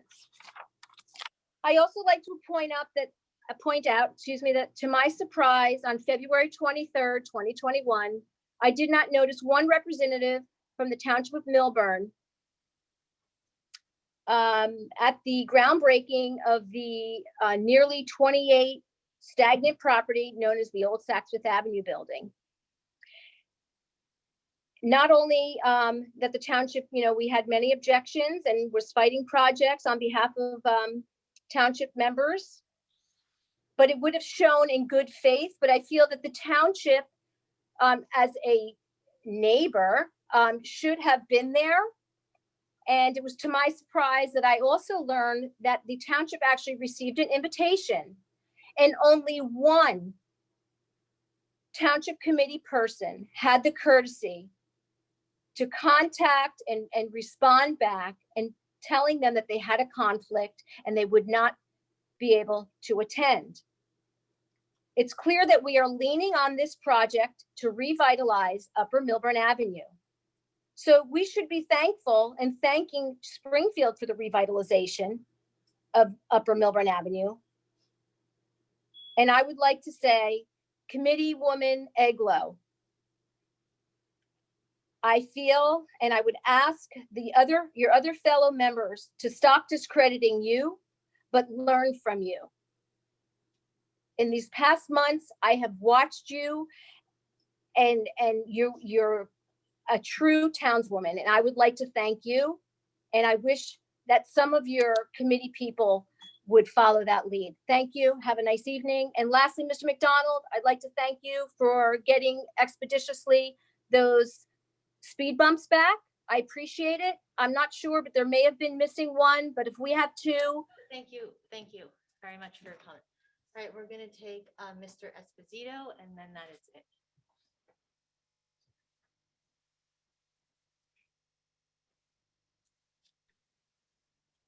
Can you guys hear me? Yes, you can. Oh, hey, I just wanted to say thank you to the mayor, Prupus, and the town council, and for everyone for a marathon meeting. I just want to say I can't think of a larger venue than Zoom. And if people really care about the direction or where this town is going, that they'll show up and they'll be present, whether it's in person or on Zoom. I'm quite comfortable in my house. It's been a 3-hour meeting. So I just want to commend you all. I did have a question for Eric and for the vision plan earlier. And maybe it's not a question for him, but maybe for a question for the town or more of a watch out. When I drive, I'm up on Upper Milburn Avenue, sorry, Joe Esposito, 80 Meadowbrook Road. My entrance into town is currently where the Wells Fargo Bank is. And that's going to change. And I guess I'm trying to figure out, we have a vision plan for the town, but I would love if there was an architectural vision plan for the town as well. For any new buildings coming up, or to have some more cohesion in our downtown, whether it's signage, whether it's awning colors, just something. Because for me, the biggest eyesore is 402 Milburn Ave and 400 Milburn Ave. If you like modern architecture, it's great. It doesn't really fit in with the entrance to town. So if there's something, I love the Chatham Road district. They're all Tudors. That's a very classic thing. But if there's something in the vision for the future of more cohesive plan for architecture, just something to point out. But thank you for your time and serving our community. Appreciate it. Thank you, Mr. Esposito. All right, we are going to close public comment now. I know, right, I forgot. So, sorry, Ms. Pasternak. Yes. Thank you for being so patient. Yep, Jean Pasternak, 342 Hobart. I just want to go sort of on the theme of transparency. I feel like a lot of us have come before you asking for information, questions. We've formalized that by submitting things, whether they're just lists of questions or whether they're Oprah, and we're just not getting the answers. And I think that that's a real source of frustration. A legal presentation that was made in January, we still don't have the backup. We came to a meeting, you had requested that, Mayor, and eventually we had that meeting and you stayed silent. The only thing I heard really was a lecture again about how to file an Oprah, and also from Ms. Miggins about addressing her as a committee person. I mean, it just was demeaning, It didn't encourage me to want to come to you and ask and really have a dialogue. So I just want to be honest with you about that. And I also want to say that, there's a lot of things that make sense to be public about, like telling residents that they're paying for this SID. It's not just assessments from the businesses. We are paying as residents. And I don't think people understood that. And we're clearly explained to about that. I think that needs to be stated. You do a mayor's message, you can put things in that mayor's message every Friday. Similarly, having about this downtown visions thing tonight, it was at the very bottom of your message this week. Put that, on its own, by itself, to that distribution. Maybe then people might show up. I think the other thing is this whole issue to do with the application for the Main Street, New Jersey. That was definitely done in a stealth way. I mean, there's no question, right? It came up at this meeting, but it was all done back through the back door with the SID, downtown vision. Now we're in Main Street. You talked a lot about Committeeman Wasserman about all the benefits, but there were no negatives stated. And there are some negatives. When you take money from the state, there are things that we're going to be restricted from doing as well. So I think it's really good, just like I asked the downtown visions people, present a cost benefit. Tell us the pluses and minuses and be honest with us. Then we can gain your trust and you will get support. But when we feel like we're being toyed with and played with, you're not going to get the trust. We don't want to come here complaining. We know you guys give your time, but we do want honest dialogue with the community. And not everybody does agree and not everybody will be outspoken, but we are, and we think we're representing more than just ourselves. So thank you for listening. Thank you, Ms. Pasternak.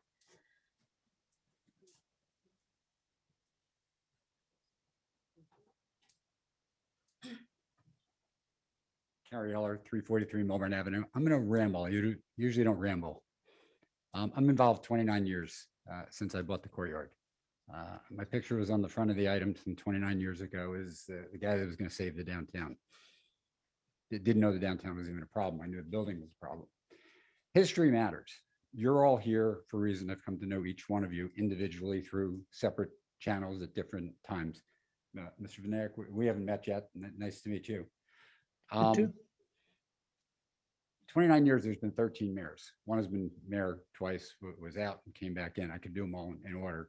The first 5 or so really didn't care about the downtown. Some didn't think outdoor dining was a thing. Some didn't think parking was a problem. They'd just drive around the town 4 or 5 times. You could always get a parking space. History does matter. You've all come to be here, not just for the downtown, but for lots of things. I've talked to each of you about many, many different things. Maggie, we've walked the Silverman, the parking lot. Diane, go way back. Didn't know each other 60 years ago. Sorry again, that age. How far back we go? I may be older. Tara, we've known each other just 4 years. Some people think longer. Richard, about 3 years. The history of this town goes back to Old Short Hills Road and Milburn Avenue. It's some 250 years old. My building, for those who haven't walked inside, and there's another map going up shortly, there's a bunch of old photos. The Sterling Milburn Hotel was on the corner of Millburn Avenue in Maine. The building is still there, except it's been moved. I'm not going to let the secret. The building is still there. Milburn was spelled with 1 L in its history. I think some have come to know that, but I think it goes back to its old Scottish heritage. I don't know if we've talked about that going back but there's 2 pictures of old photos in our building. The train station used to be on Main Street, crossing over at the middle school. Right? We're talking about changing the town. Montclair's had some issues. I'm in a litigation up there with other people to help preserve and save something that was done badly 35 years ago. We have a great opportunity now. And where I'm going with this is, if you as the township committee, the DMDA did not fail. It did fail after 30 years, but we had a lot of very successful years. It didn't get acted upon. The DMDA plan of 2000 needed to go. It was like a vision plan. Then Dan Bear has spoken of 2006, not quite accurately, but Dan, some things happened. Then 2008 happened. Continuity of government is important. What you 5 do, it's not going to end with this TC. There's one election coming up and only one person. Hopefully that continuity will continue if Tara decides to run. It's going to have to go beyond the 5 of you. And if you don't all work together, I'm just saying to you, I and others in the business community are going to look to you to hold together, because the business community and people, while I may not necessarily agree with the SID parts of it, I may not agree with the Main Street organization, but I'm here to support you. And let's go forward, both as a township committee together, and we're looking toward you. Thank you. Thank you, Mr. Heller. Okay, public comment is now closed. Does any of the members of the committee want to make any comments to anything that was brought up during? I do, Mayor. Oh, okay, great. Okay. So first of all, I want to start with, in the beginning, I actually complimented the community in our town and the residents in the town. I don't know why it was taken negative. I was chosen by the resident of the town, not just the Indian community. So just to set the facts straight. Secondly, I in fact value you guys' input. I have a bill list question that you asked, and I wouldn't even ask anyone to answer that.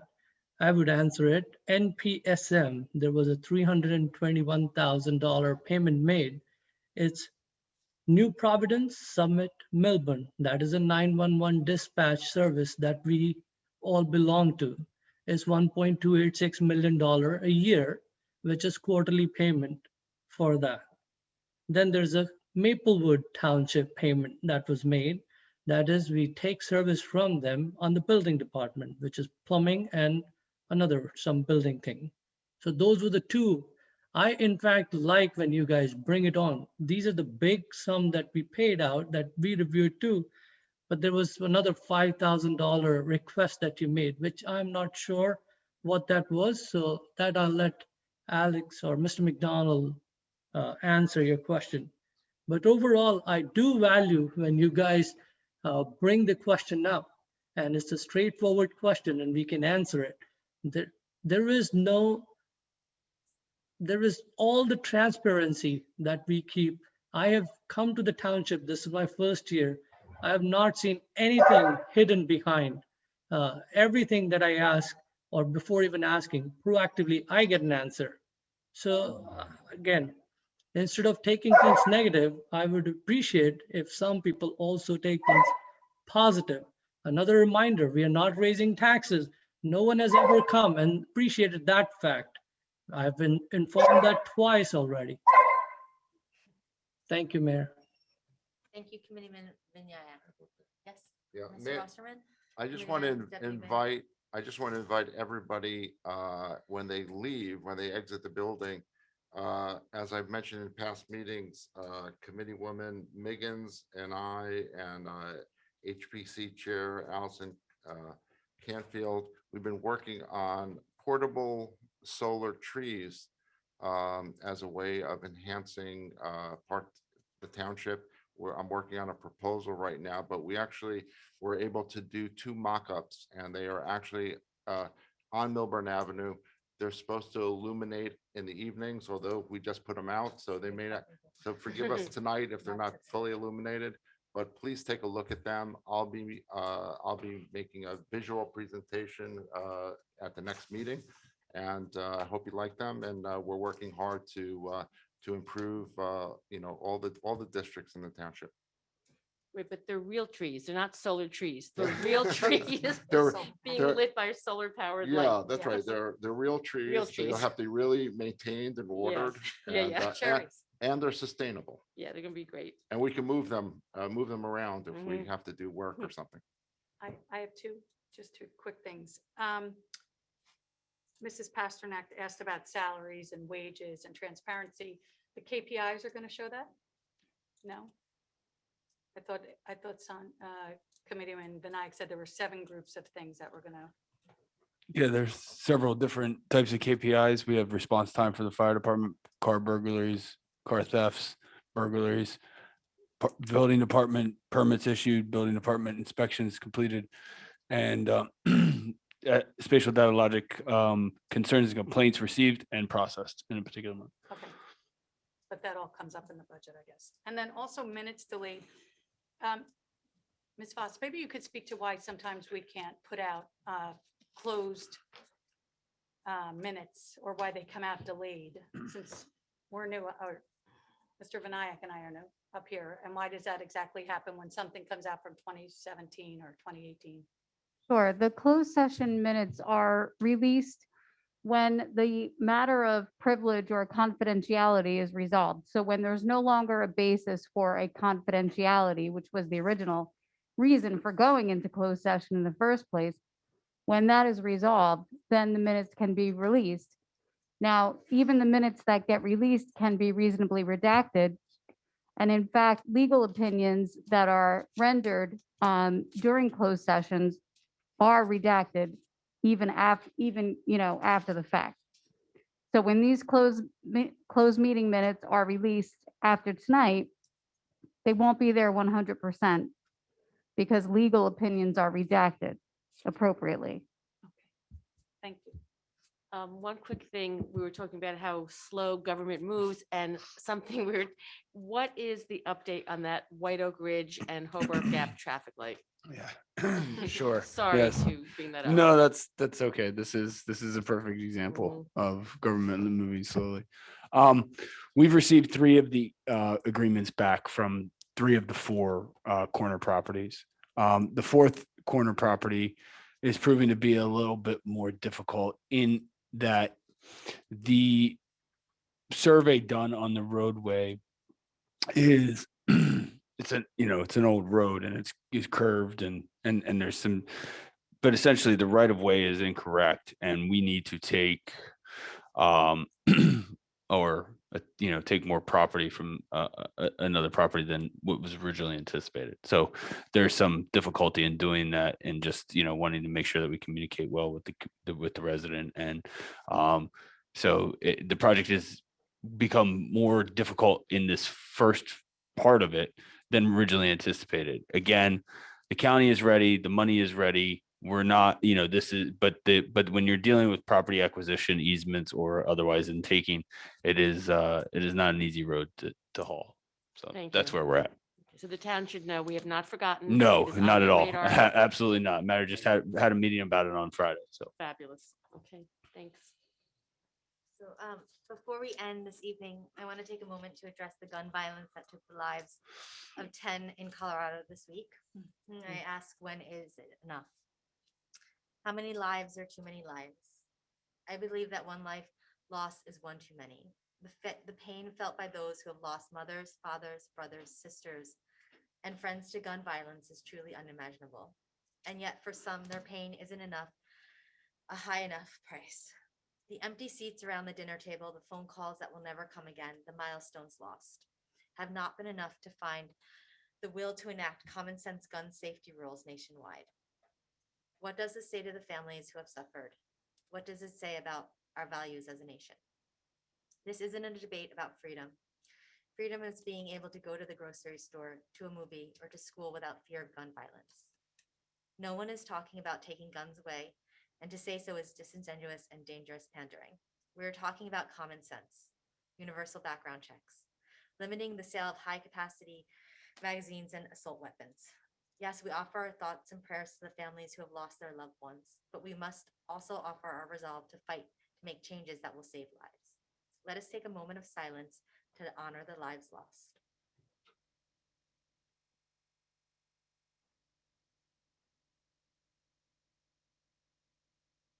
Thank you. May I have a motion to adjourn tonight's meeting? Motion. May I have a second? Second. Good night, Millburn Township. Good night. Good night.